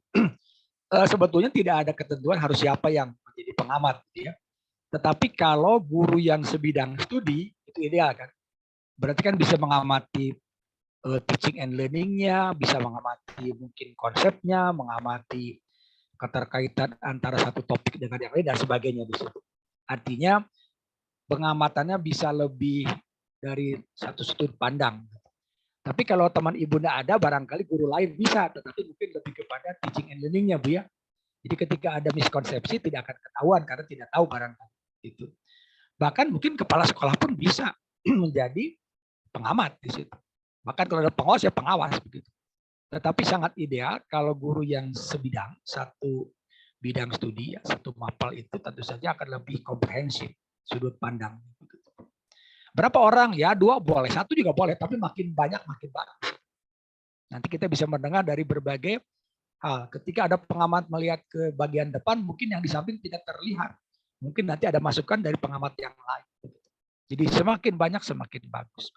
Mungkin begitu ya Bu ya? Oke. Ada yang lain? Boleh tidak Pak? Maaf Pak lagi. Boleh tidak Pak? Kan mungkin misal selama penelitian itu kita rekam, terus nanti hasil rekamannya kita lihatkan sama teman lain diamati, boleh tidak Pak? Oke, baik. Nah, sebetulnya rekaman itu sama dengan observasi fungsinya. Tetapi kalau observasi kan pada saat live itu terlihat apa yang kejadian pada saat itu. Tetapi kita tidak bisa melihat lagi, kan sudah selesai pekerjaan. Jadi ketika di shoot itu bagus sebetulnya. Tetapi itu ya di samping tadi bagusnya karena bisa kita lihat lagi berulang-ulang. Tetapi kalau kamera hanya melihat ke arah sudut tertentu, sudut lain yang tidak tercover kamera kan nggak kelihatan. Ya. Jadi sebetulnya kamera itu bukan dokumen kalau menurut saya. Bukan studi dokumen, tapi lebih kepada alat bantu untuk menguatkan observasi. Jadi kalau Ibu ya katakan saja pengamat nggak ada, ya apa boleh buat pakai kamera. Tapi sudut pandangnya kan satu arah. Kecuali kalau yang pegang kameranya bisa bergerak kemana-mana. Gitu. Tapi tetap ada keterbatasan. Tapi saya melihat Ibu semangat, senang sekali ya. Jadi upayanya mungkin tadi melibatkan guru lain di luar sekolah kita, anggota MGMP lain bisa jadi terlibat di hari tertentu, misalkan bergabung. Agar sudut pandangnya bisa ke materi, bisa ke pembelajaran, bisa ke siswa dan sebagainya. Itu Bu ya. Oke. Ya, baik terima Pak kasih, Joko. Pak. Nah, makasih Bu Muaimun. Ada Pak Joko? Terima kasih Pak atas waktunya. Memang LS itu agak berbeda dengan kegiatan PTK. Cuman yang saya suka di LS itu observannya lebih dari 2 biasanya. Dan kami waktu PPG di UPI juga waktu itu Pak Dang Mulyana juga mempelopori LS juga di SMP 26 Bandung. Itu juga banyak observernya. Cuman di dalam kegiatan LS juga pasti ada kelemahannya. Karena banyak observernya. Nah, mungkin kita bisa diskusi di sini juga untuk mengevaluasi juga. Yang pertama satu, Pak, terkadang jumlah observer yang banyak yang berada di sekeliling siswa itu akan memberikan intervensi atau intimidasi ke siswa. Sehingga fokusnya dia tidak ke gurunya, tapi dia akan melihat ke sebelah kanan kiri karena di kanan kiri juga ada observernya. Terkadang siswa itu mengerjakan dan beberapa observer membawa handycam atau kamera yang disorotkan ke arah jawaban, ke cara mereka berdiskusi, sehingga kadang mengganggu konsentrasi anak itu juga. Dan yang ketiga ini terkadang para observer tanpa disadari mereka itu berdiskusi pada waktu kegiatan pembelajaran tersebut terhadap jawaban anak, terhadap perilaku anak pada saat kegiatan pembelajaran. Nah, itu pun juga akan mengganggu konsentrasi anak dengan gurunya karena mereka kadang mendengarkan juga. Akhirnya bukan melihat pembelajaran tapi dia fokus ke observernya seperti itu. Dan memang minimal 2. Tetapi Pak yang saya tanyakan selain dari saran tadi, apakah ada kriteria untuk observer? Bukan hanya teman sejawat. Apakah harus ada seperti pemahaman konsep atau kemampuan yang harus dia miliki sebagai seorang observer? Karena kalau kita hanya memilih observer, mungkin penjaga sekolah juga bisa jadi observer. Tapi kan dia belum tentu punya pengalaman dalam pembelajaran. Nah, seperti mungkin dapat disampaikan Pak, contoh atau masyarakat tuh salah satu sebagai observer yang baik. Terima kasih, Pak. Baik Pak Joko. Pak Joko sudah pernah LS dengan Pak Dang ya. Kemudian juga saya belajar cukup lama ya. Saya 7 bulan saya belajar tentang research tadi di tempatnya langsung. Nah yang saya amati sebetulnya ya karena perilaku observernya saja sebetulnya. Jadi antara lesson study dengan PTK itu nyambung banget sebetulnya. Jadi kalau di realnya Pak di tempatnya sana ya di sumbernya sekali. Saya kebetulan di Gunma dan di Okinawa saya ikut hadir 7 bulan di sana. Ketika observer itu mengamati itu nggak ada suara, diam saja, nggak pegang kamera, nggak mengganggu. Tapi perlu waktu tentu saja. Jadi siswa di kita barangkali belum terbiasa di dalam kelas banyak orang, ya kemudian juga kadang-kadang pengamat juga tidak disiplin begitu ya, malah jadi ngomong berdua untuk memastikan teman itu mendengarkan yang disampaikan. Jadi tidak berfungsi lah begitu. Tapi mungkin ini bukan berbicara tentang lesan tadi, tapi lebih kepada berapa orang pengamat ideal tentu saja sebanyak mungkin. Sepanjang pengamat itu tidak mengganggu, tidak melakukan aktivitas, betul-betul diam, tapi nanti pada dasarnya lebih kepada mencatat apa yang terjadi dan nanti ketika refleksi itu disampaikan. Nah kaitan dengan barusan sebetulnya tidak ada kriteria yang pasti, tapi menurut hemat saya semakin dekat dengan bidang studi yang kita sampaikan semakin baik tentu saja. Sebab kalau tadi penjaga sekolah bisa, tapi ngamatinya yang ya perspektif dia saja begitu ya. Tentang anaknya berapa orang, anaknya aktif tidak mungkin bisa. Tapi kalau tadi sebidang studi tentu saja lebih komprehensif, banyak sudut pandang yang dipakai gitu ya. Oke, jadi tadi saya memastikan bukan masalah banyak tetapi lebih berkualitas tidak. Tapi kalaupun banyak tentu saja lebih baik ya. Maka begitu Pak Joko. Ada yang lain Ibu? Kayak tadi observasi tadi ya. Jadi intinya observasi ini adalah mengamati apa yang terjadi, bukan menilai baik benar, bukan menilai baik tidak baik, bukan, tapi lebih kepada keterlaksanaan pembelajaran. Makanya pada saat observasi idealnya observer itu memegang RPP, memegang ada apa rubrik lah yang diamati apa saja. Karena paling tidak kan 3 ya, mengamati gurunya, mengamati siswanya, mengamati bahan ajarnya. Ya, kira-kira seperti itu 3 komponennya. Tadi Bu Maimunah mungkin nanti sekali-kali teman-teman MGMP bergabung. Karena lesan tadi pun bisa bergabung dalam forum MGMP. Ya bisa MGMP sekolah, bisa MGMP tingkat yang beberapa sekolah dan sebagainya. Baik. Ya. Yang lain ingin berkomentar? Kalau tidak ada, kita coba pindah ke yang kedua. Nah, kalau observasi berbicara tentang apa yang terjadi, keterlaksanaan, kalau wawancara untuk apa sebetulnya Bapak Ibu? Teknik wawancara itu. Untuk apa sebetulnya? Mungkin untuk mencari tahu lebih lanjut Bapak. Ini dari siapa ini? Mohon maaf saya Tias Bapak. Oh ya Bu Tias, oke ya. Jadi wawancara itu apa sebetulnya? Untuk mengkonfirmasi apa yang sudah kita amati kan? Sudah kita observasi di situ. Jadi yang kita wawancara kalau begitu siapa? Kalau gitu yang diwawancara siapa? Apakah hanya siswa? Bu Eni, mungkin Bu Eni, ada Bu Eni, Bu Erni. Jadi kalau tadi peristiwa observasi itu sifatnya mengamati one way, satu arah, berarti wawancara apa? Mengkonfirmasi apa yang tadi diobservasi. Kalau begitu peristiwanya observasi dulu, wawancara dulu. Observasi dulu. Nah, kalau tadi idealnya ingin mengkonfirmasi observasi, berarti observasi dulu. Maka wawancara adalah mengiyakan atau mentidakkan. Ya. Kalau mengiyakan dan mentidakkan, ya, berarti di sini yang diwawancara siapa? Kalau gurunya, siswanya, atau siapa sebetulnya? Ada Bu Kanti baru bergabung nih, Bu Kanti. Bu Kanti bisa memberikan komentar. Kalau gitu yang diwawancara itu siapa? Maaf Pak, masih di luar ini. Oh masih di luar, oke baik kalau gitu. Ya Pak Rahmat, bagaimana Pak Rahmat? Yang diwawancara itu kalau gitu siapa?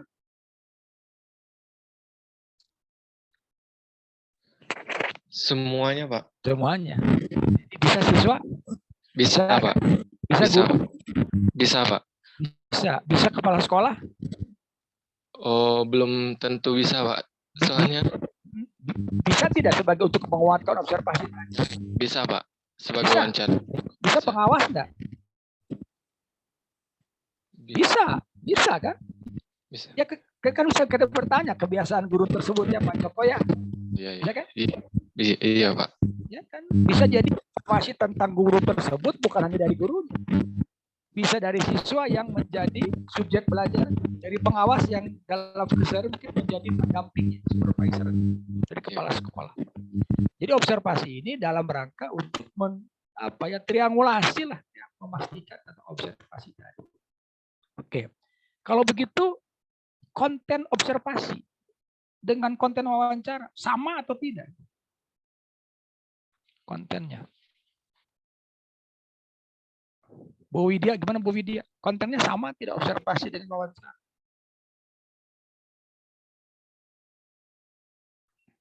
Atau Bu Nova, Ibu Nova, sama nggak Bu kontennya?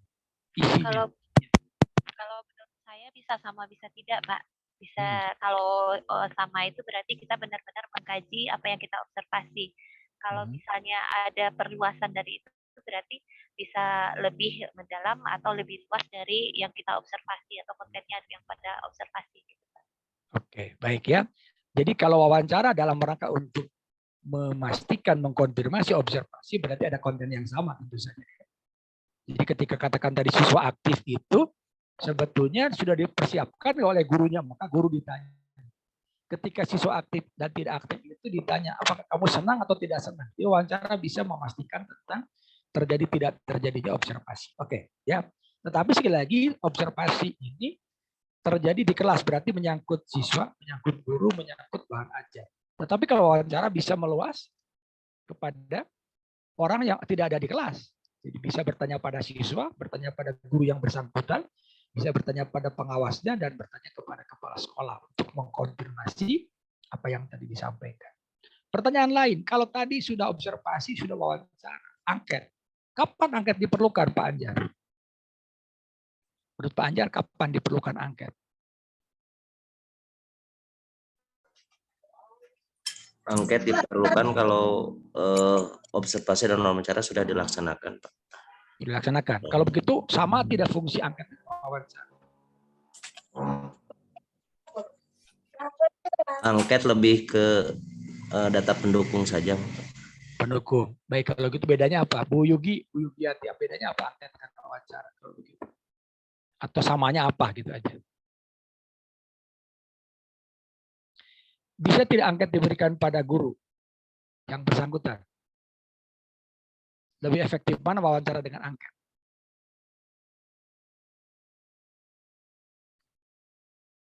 Lebih ke konfirmasi wawancara tadi. Wawancara kan? Karena wawancara bisa mendalam. Jadi kalau gitu bedanya apa angket dengan wawancara? Sama nggak fungsinya Bapak Ibu? Sama, tapi kayaknya kalau kita memberikan angket itu kayaknya kalau misalkan yang kita wawancara tuh ngasih data yang tidak sebenar-benarnya gitu, Pak. Dibuat lagi sama angket gitu, Pak. Ya, jadi angket sebetulnya ada beberapa pendapat, silakan Bapak Ibu. Jadi angket dengan wawancara pada dasarnya sama fungsinya. Menggali persepsi, menggali opini, menggali pendapat. Bedanya apa di sini? Kalau angket Bapak Ibu kalau ingin dapat banyak angket kan. Misalkan 200 siswa lah begitu. Kan angket lebih efektif. Tetapi sifatnya permukaan kan. Yang tipis-tipis lah begitu. Tapi kalau tadi bertanya tentang mengapa, bagaimana, kapan, dan sebagainya, akan lebih efektif dengan menggunakan wawancara. Jadi fungsi wawancara angket sebetulnya secara prinsip sama. Ya, untuk melihat pendapat orang responden kan di situ. Tapi kalau angket itu bisa banyak orangnya, bisa banyak butir, tetapi tidak mendalam. Kan? Maka kedalaman atau perluasan dan sebagainya itu akan lebih terlacak dengan wawancara. Jadi Pak Joko menyampaikan wawancara itu di awal. Mungkin saja terjadi, mungkin. Dalam rangka untuk melihat starting point-nya, titik berangkat di situ. Ada wawancara akhir dan awal dan akhir lah begitu. Meskipun tidak dalam rangka mencari delta ya, mencari perubahan ya, seperti statistik. Begitu. Jadi angket wawancara secara prinsip sama di situ. Ya kalau wawancara kan bisa terstruktur, bisa tidak terstruktur. Bedanya apa terstruktur dengan tidak terstruktur? Menurut Bu Widya apa bedanya Bu Widya? Bu Maimunah bedanya apa yang angket wawancara terstruktur dan tidak terstruktur? Kalau yang pertanyaannya diatur dulu, terstruktur tidak terstruktur? Terstruktur. Terstruktur. Mungkin tidak ketika wawancara kita ada pertanyaan lepas yang sebetulnya nggak ada di dalam pedoman, tetapi Memungkinkan aja, Pak. Itu tidak terstruktur kan? Jadi kalau ini nggak dikejar sayang nih, kejar aja begitu meskipun dalam teksnya nggak ada itu. Gitu. Ya. Kemudian tadi angket tertutup, terbuka dan kombinasi. Bedanya apa nih? Bu Nova, bedanya apa Bu Nova?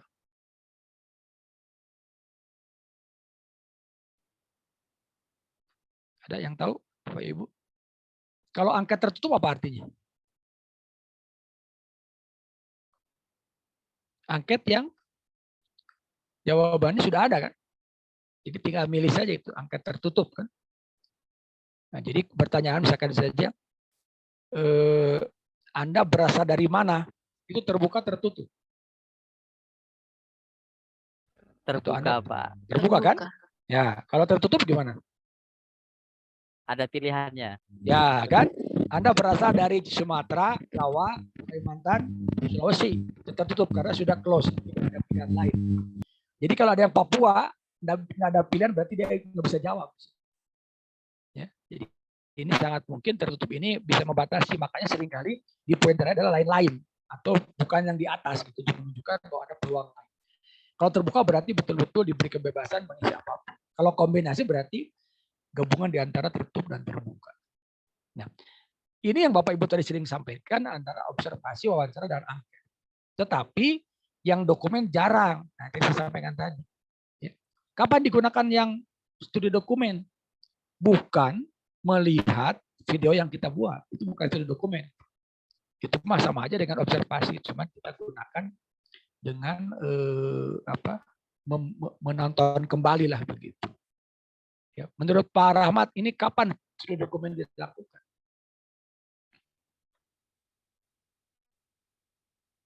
Kapan dilakukan? Bu Nova, kapan dilakukan Bu Nova? Mungkin kalau saya lebih ke contoh kayaknya Pak, kalau misalnya apakah siswa ini mengerjakan soalnya salah di konsepnya atau di penelitian atau sebagainya, itu mungkin itu kita gunakan studi dokumen. Dokumen mana yang Ibu maksudkan? Berarti misalnya hasil dari penilaian Pak, dari penilaian siswa. Yang sudah terjadi atau yang baru saja terjadi? Yang sudah terjadi. Ya, jadi mungkin tidak Ibu ketika melacak kemampuan siswa melihat hasil tes 1 tahun yang lalu. Bisa kan? Kalau kemampuan siswa bisa Pak, Ya. tapi kalau untuk penelitian yang saya lakukan hanya sebagai data pendukung. Ya, ya artinya kan begini, mungkin tidak ketika kita melihat kemampuan siswa, kompetensi sebelumnya pada semester lalu, hasil tesnya bisa menjadi dokumen, sangat bisa kan? Ya, jadi pengertian dokumen itu sesuatu yang sudah terjadi. Jadi bisa dari guru BK, bisa dari guru sebelumnya, bisa jadi kalau kita mengajar di tahun yang sama, barangkali bisa menggunakan dasar dokumen yang dimiliki berkaitan dengan siswa yang bersangkutan di semester lalu. Jadi ini lebih kepada penelusuran dokumen yang sudah ada. Jadi kalau seringkali saya menemukan juga menggunakan video yang dilakukan di kelas sebagai dokumen itu bukan. Itu pasti lebih kepada observasi yang dikuatkan di situ. Nah, di antara teknik tadi tes dan non tes yang sudah saya sampaikan, ketika tadi Bapak Ibu mengatakan bahwa teknik itu adalah lebih awal daripada instrumen, maka setelah kita teknik kita menjadi lebih percaya diri untuk memilih instrumen. Jadi kalau tadi berbicara tentang teknik tes dan non tes, berarti ada instrumen yang bersifat tes dan non tes. Nah, kembali pada yang tadi, kalau tes tekniknya Bu Nova, apa instrumennya?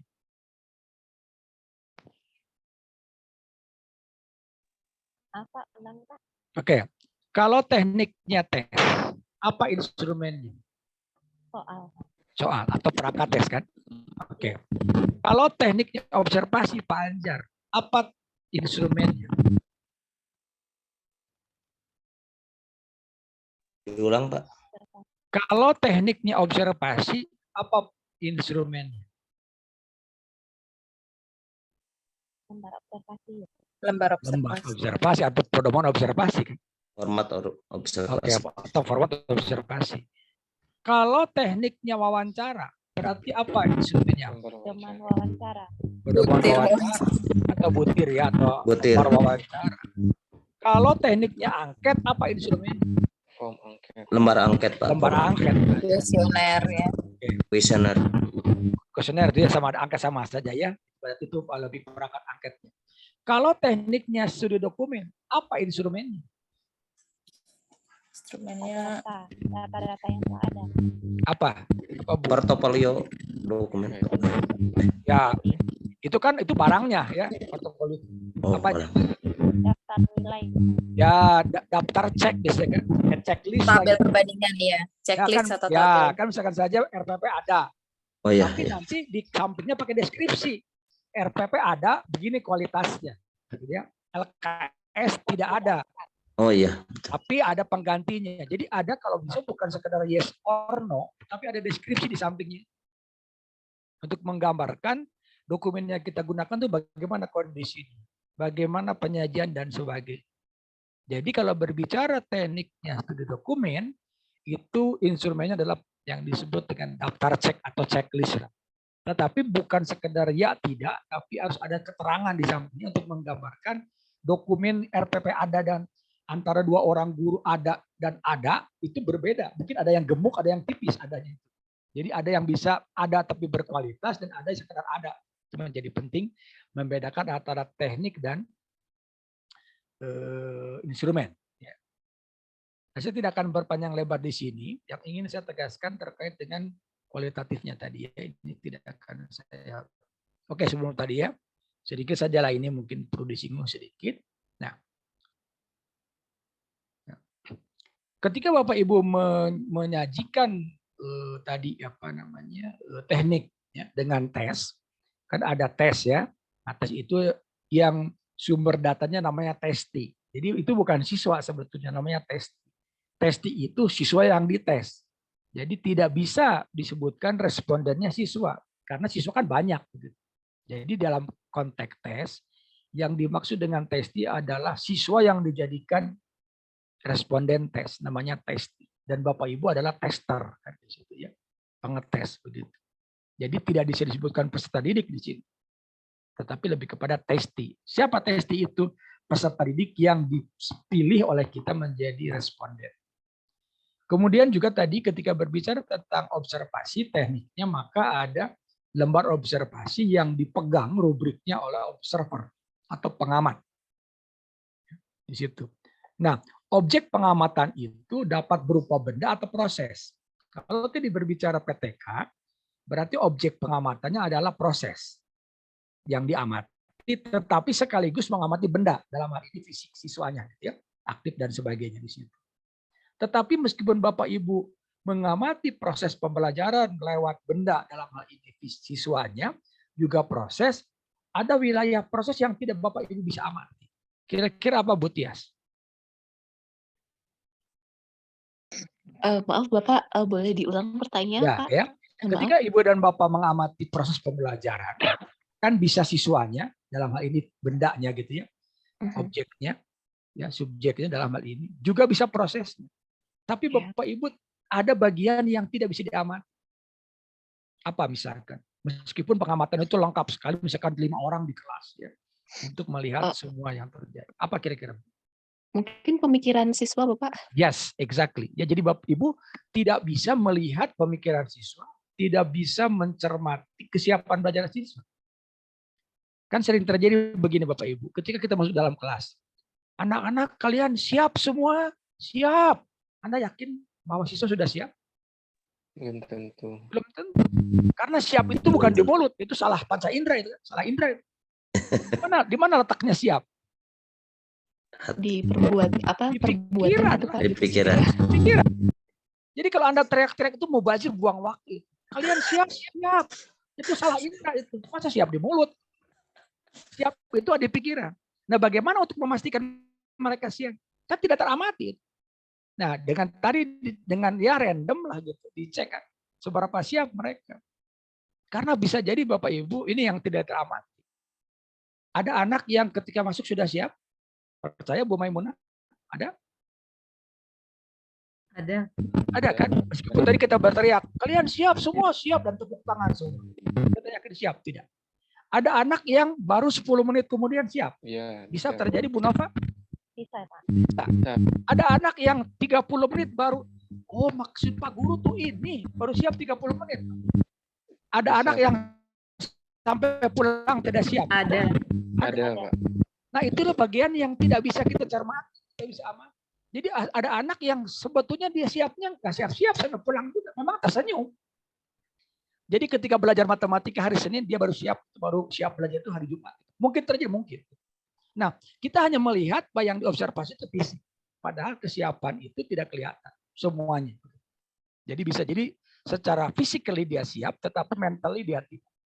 Ada anak 5 menit sudah siap, 10 menit. Ada anak sampai pulang nggak siap-siap. Meskipun bubar dan ikut dengan teman-temannya. Nah, itu bagian wilayah observasi, makanya Bapak Ibu menjadi penting mencari butir-butir apa yang bisa menggambarkan tadi kesiapan tentang apa yang ada di benak lah begitu. Harus tergali. Karena apa? Yang disebut dengan pengamatan adalah peristiwa yang nampak. Ya. Berikutnya tadi interview juga tadi ya sama. Interview bisa, wawancara itu bisa secara kelompok yang disebut dengan focus group discussion atau FGD. Bisa juga in-depth interview. Kalau Bapak Ibu ingin mengamati orang per orang, in-depth. Ya, misalkan saja Ani, Dewi, Joko, maaf jangan Joko lah, ada orangnya di sini ya, Nadang misalkan gitu ya. Nah itu bisa in-depth, jadi bisa ditelusuri orang itu sampai dalam. Ya, juga tadi kaitan dengan kuesioner ya, dan sebagai termasuk juga dokumen. Nah pertanyaan lain kaitan dengan sumber data, bisa person, bisa place, bisa paper. Bisa person artinya orang, guru, siswa, pengamat, pengawas, kepala sekolah dan sebagainya. Bisa place, ya, menyangkut tempat, atau paper, tadi simbol, dokumen dan sebagainya. Nah, saya ingin memastikan di sini, Bapak Ibu karena sudah di S1 S2, ada satu poin yang tidak boleh lupa, sebuah instrumen dalam penelitian harus valid dan reliable. Apa maksudnya Pak Anjar? Kalau diujikan ke yang lain tuh bisa. Apa arti valid? Harus teruji, Pak. Teruji. Kalau reliable? Terukur. Terukur. Oke. Ada yang beda pendapat? Pak Rahmat? Pak Umar? Pak Joko? Ada? Pak Joko? Gimana? Pendapat? Ya Pak. Ya. Kalau valid itu datanya bisa diujikan Pak. Kalau reliable itu nyata dan memang bukan suatu kalau kita hitung atau kita rancang itu pasti nyata, tidak fiktif. Ya. Bedanya begini, Kalau valid itu tepat, kalau reliable itu tetap. Jadi valid itu sesuai, kalau reliable itu ajeg, istiqomah, konsisten. Ya. Nah, sebuah alat, sebuah instrumen yang baik paling tidak ada dua tadi, valid dan reliable. Ya. Ini ke Bu Widya. Bu Widya, kalau silet bisa dipakai untuk nebang pohon nggak, Bu? Tidak bisa, Pak. Bisa lah, cuman tapi Oh, lama. bisa pohon sekelingking tadi. Ya. Jadi silet itu tidak valid untuk nebang pohon, meskipun bisa. Ya, Pak Rahmat, kalau kampak bisa nggak buat potong kumis, Pak? Bisa aja, Pak. Bisa, tapi nanti kepotong sama lehernya kan, Pak. Nah, meskipun kampak itu alat potong, tapi dia tidak tepat, tidak valid. Itu valid. Artinya kalau berbicara tentang soal, kalau soal sekelas benar semua dia tidak valid. Karena tidak bisa membedakan yang paham dan tidak paham. Atau salah semua gitu. Dia tidak tepat. Atau soal SD dipakai SMA, pasti dia benar banyak. Demikian pula sebaliknya. Itu tentang ketepatan, itu valid. Nah, kalau reliable maksudnya apa, Bu Ari Hidayani? Kalau yang disebut dengan tes yang reliable yang bagaimana? Nah, Bu Ari, mana Bu Ari? Yang reliable itu apa? Yang ajeg, diteskan pagi, siang, sore relatif sama. Kalau pagi 100 karena masih seger, siang sedikit 70 karena sudah capek. Sore dapat 30, berarti dia tidak reliable. Ya, Pak Rahmat, kalau penggaris terbuat dari apa penggaris? Plastik, Pak. Ada yang plastik, ada yang besi. Kenapa penggaris tidak terbuat dari karet? Tidak reliable. Tergantung kita narik, Pak. Semeter, 2 meter, 3 meter, terserah kita. Jadi tidak ada penggaris terbuat dari karet, kan tidak reliable. Nah, dua yang barusan, ya, itu terjadi pada data kuantitatif, statistik itu. Ya, ditambah mungkin kalau Bapak Ibu sering membuat soal, valid, reliable dengan tingkat kesukaran dan daya pembeda yang memadai. Kan? Jadi valid, reliable, tingkat kesukaran, daya pembeda itu yang kuantitatif. Nah, yang sedang kita bicarakan adalah data kualitatif, karena kita sedang PTK di sini. Nah, pengganti valid dan reliable dalam PTK ini namanya. Sebelum lupa ya, di dalam PTK, di dalam kualitatif ini peneliti instrumen utama itu namanya kita sendiri. Jadi Bapak Ibu sebagai instrumen sekaligus, peneliti sekaligus instrumen. Itu dalam berita kualitatif. Jadi peneliti utama itu, instrumen utama itu adalah peneliti sendiri. Jadi Bapak Ibu merangkap sebagai instrumen. Dan yang tadi non-tes dan non-tes itu namanya itu instrumen pendukung. Jadi realnya adalah Bapak Ibu peneliti sekaligus instrumen. Karena kita yang tahu persis apa yang terjadi. Ya. Nah, ingin saya pastikan di sini. Nih, jadi ketika Bapak Ibu melakukan PTK yang cenderung relatif lebih kualitatif, ada 4 komponen paling tidak. Ya. Yang pertama yang disebut dengan kredibilitas. Sebuah data kualitatif yang kita kumpulkan itu harus kredibel. Artinya apa? Harus ya tadi, ini kredibel itu setara dengan validitas yang tadi. Jadi ini validnya kualitatif gitu. Jadi kalau validitas dalam penelitian yang bersifat kuantitatif bisa ditentukan oleh statistik. Nah, di kolektif nggak ada. Makanya penggantinya yang setara dengan valid yang tadi adalah kredibel. Bagaimana agar data yang kita kumpulkan kredibel? Instrumen yang kita kumpulkan gimana di sini? Ada paling tidak ada beberapa komponen di sini. Jadi kalau Bapak Ibu ingin data yang kita kumpulkan dalam PTK dalam hal ini itu kredibel, yang pertama harus diperpanjang keikutsertaannya. Semakin panjang waktunya, semakin mengarah pada kredibel. Kemudian juga ketekunan pengamatan. Pengamatan yang lebih detail itu akan menunjukkan kredibilitas. Kemudian tadi triangulasi. Jadi semakin banyak komponen penelitian yang kita gunakan, instrumen yang kita gunakan, teknik yang kita gunakan, maka akan terjawab saling mengkonfirmasi. Itulah namanya triangulasi. Kemudian juga yang disebut dengan kredibel itu ketika kita melibatkan sejawat. Jadi kita nggak bohong, nggak ngibul, karena teman sejawat melihat juga di situ terlibat. Pengecekan anggota dan kecukupan referensi. Itulah kredibilitas yang setara dalam kuantitatif yang disebut dengan validitas. Itu kredibel dan valid di situ. Yang kedua, komponen yang kedua itu yang disebut dengan keteralihan atau transferability. Dalam penelitian yang bersifat kualitatif, ini komponen yang kedua yang setara dengan reliabilitas di situ. Ya. Dengan menyusun laporan penelitian secara rinci, jelas, dan sistematis sehingga pembaca, reviewer, pengkaji memiliki pemahaman yang jelas tentang fokus dan maksud penelitian yang kita lakukan. Yang keempat, yang disebut dengan kepergantungan atau dependability, dengan memeriksa ketepatan proses penelitian secara komprehensif. Jadi harus terbuka. Orang lain harus tahu bahwa apa yang kita lakukan itu tidak sekedar asal-asalan. Sehingga rangkaian prosesnya itu dapat dipandang dengan ketergantungan yang tinggi. Dan yang keempat yang disebut dengan kepastian, yang disebut dengan confirmability. Nah, inilah sebetulnya 4 tadi. Tadi tentang credibility, kredibilitas, kemudian keteralihan atau transferability, kebergantungan, dependability, dan kepastian, confirmability. Apa itu? Melakukan pemeriksaan secara objektif, checking, audit, checking, dan sebagainya terhadap kualitas penelitian. Ini salah satu cara untuk memastikan penelitian kualitatif kita, termasuk PTK, itu tadi valid, reliable, dan seterusnya. Ini hanya dimiliki oleh penelitian yang bersifat kualitatif. Kalau kuanti yang tadi, uji statistik dan sebagainya. Nah, karena waktunya terbatas, tinggal 5 menit lagi. Sementara itu yang bisa saya sampaikan. Ini kalau menyampaikan ini 6 bulan, ini 1 semester sebetulnya. Tapi ini dibuat 2 jam saja. Jadi pasti belepotan juga ngomongnya karena mengejar waktu juga ya. Tapi esensinya bahwa kembali pada yang tadi, kegiatan PTK itu cenderung lebih condong pada penelitian yang bersifat subjektif dan kualitatif.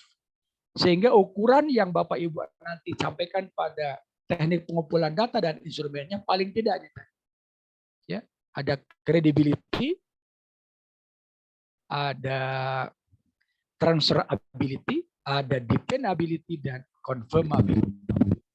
Untuk memastikan bahwa meskipun PTK Bapak Ibu adalah di kelas kita, dari kita, oleh kita, untuk kita, untuk memastikan bahwa selama ini sering terjadi guru itu bikin RPP bagus kata siapa? Kata kita. Terus ngajar, implementasi, bagus kata siapa? Kata kita. Evaluasi, assessment, bagus kata kita. Semuanya dari kita, oleh kita, untuk kita. Nah, sekarang kita mencoba untuk membuka pintu, membuka kesempatan pada yang lain. Maka PTK itu lahir karena kita ingin lebih objektif, tidak mengatakan bagus dan tidak bagus hanya menurut persepsi. Barangkali gitu kurang lebihnya. Ini karena saya tergesa-gesa, mungkin tidak semua disampaikan, tapi nanti kalau dipandang perlu mungkin kita akan berlanjut ketika Bapak Ibu membuat instrumen sesungguhnya. Ini kan baru berbicara tentang teori, tentang gagasan.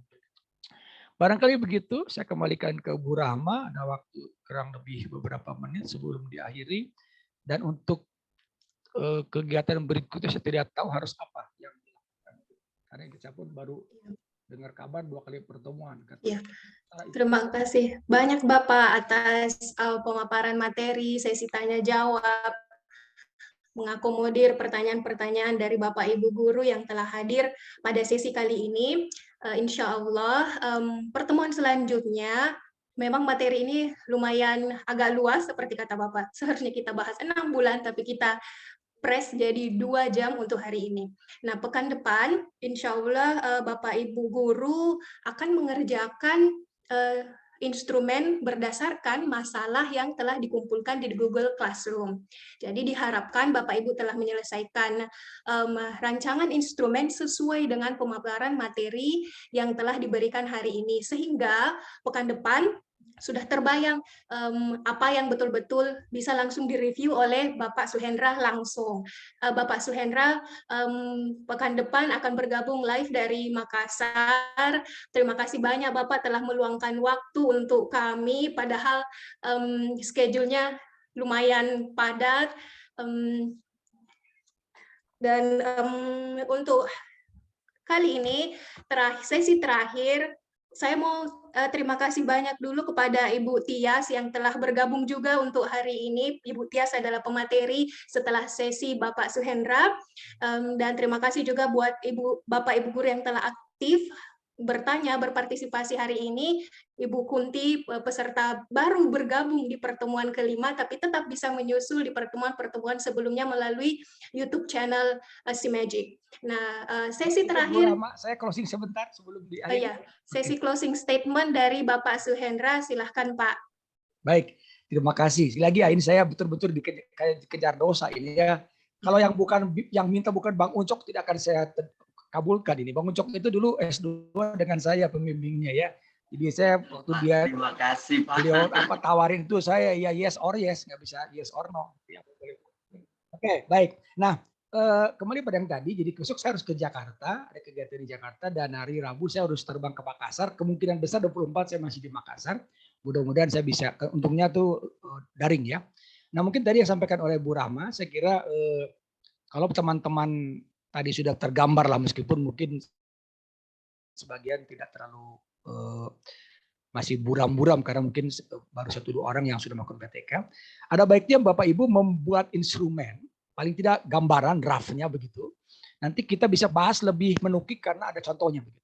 Supaya tidak mengawang-awang lah begitu ya. Barangkali kalau Bapak Ibu sudah membuat proposal PTK bagus atau ada instrumen yang ingin didiskusikan dan sebagainya, mungkin itu lebih real gitu, ketimbang kita mencoba dengan hanya teori.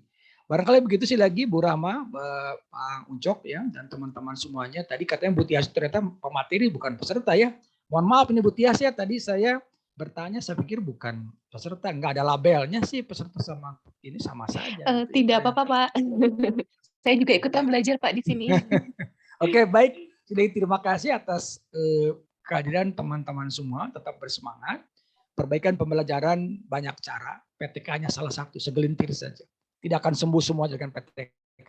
Nothing itulah. Kalau tidak kita lakukan yang hal-hal yang banyak. Begitu. Yang kedua, barangkali satu poin yang ingin saya sampaikan pada teman-teman. PTK ini kan satu upaya untuk memperbaiki pembelajaran dari dengan cara merefleksi. Begitu. Sebetulnya esensinya, informasi yang paling kuat itu tentang siapa kita, bagaimana kita mengajar adalah siswa. Jadi kalau bertanya pada siswa itu tentu saja dengan pola yang sangat objektif, memungkinkan mereka menyampaikan apa adanya. Karena kepala sekolah, pengawas, dan mungkin sejawat sekalipun tidak akan seobjektif responden yang real, karena kita mengajar sesungguhnya melayani siswa. Dan yang paling objektif informasi dari orang yang dilayani. Kita seringkali kan jadi guru itu menjadi pelayan, tapi sok raja. Padahal harusnya kita mengikuti apa yang majikan kita mau. Kan kita majikan kita kan para siswa sebetulnya. Jadi PTK yang paling ideal sebetulnya informasi yang paling bagus objektif itu menguatkannya dari para siswa. Yang lainnya hanya menambahkan. Terima kasih, mohon maaf atas segala kekurangan. Sampai bertemu lagi tanggal 24. Mudah-mudahan lebih hidup, lebih banyak dan realistis karena instrumen sudah Ibu lakukan. Itu yang bisa saya sampaikan. Mungkin banyak keterbatasan, tapi sekali lagi ini 1 semester loh, cuma 2 jam ini ya. Jadi sangat terbatas, tergesa-gesa. Tapi kan ini sudah S1, S2 lah. Mungkin ada sudah S3 sebagian barangkali ya. Jadi tentu saja ini jauh lebih mengulang reminder saja. Terima kasih, saya mohon diri. Selamat sore. Assalamualaikum warahmatullahi wabarakatuh. Terima kasih. Terima kasih Pak. Closing statement-nya. Assalamualaikum warahmatullahi wabarakatuh. Assalamualaikum warahmatullahi wabarakatuh dan selamat sore. Sampai jumpa di pertemuan selanjutnya Bapak Ibu.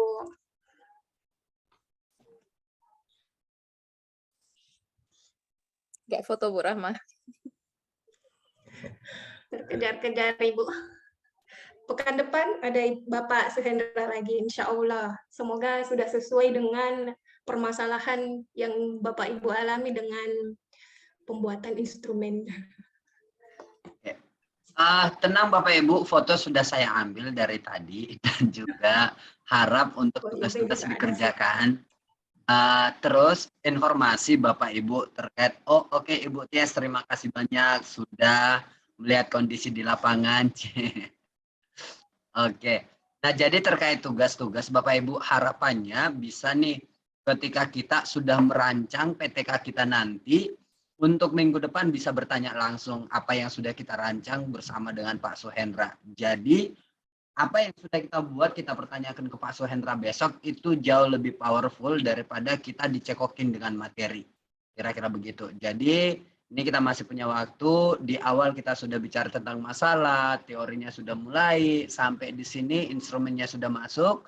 Nah, 2 minggu lagi sudah ready untuk di lapangan. Gimana Bapak Ibu? Siap? Siap, Bang Jaja. Siap ya. Siap.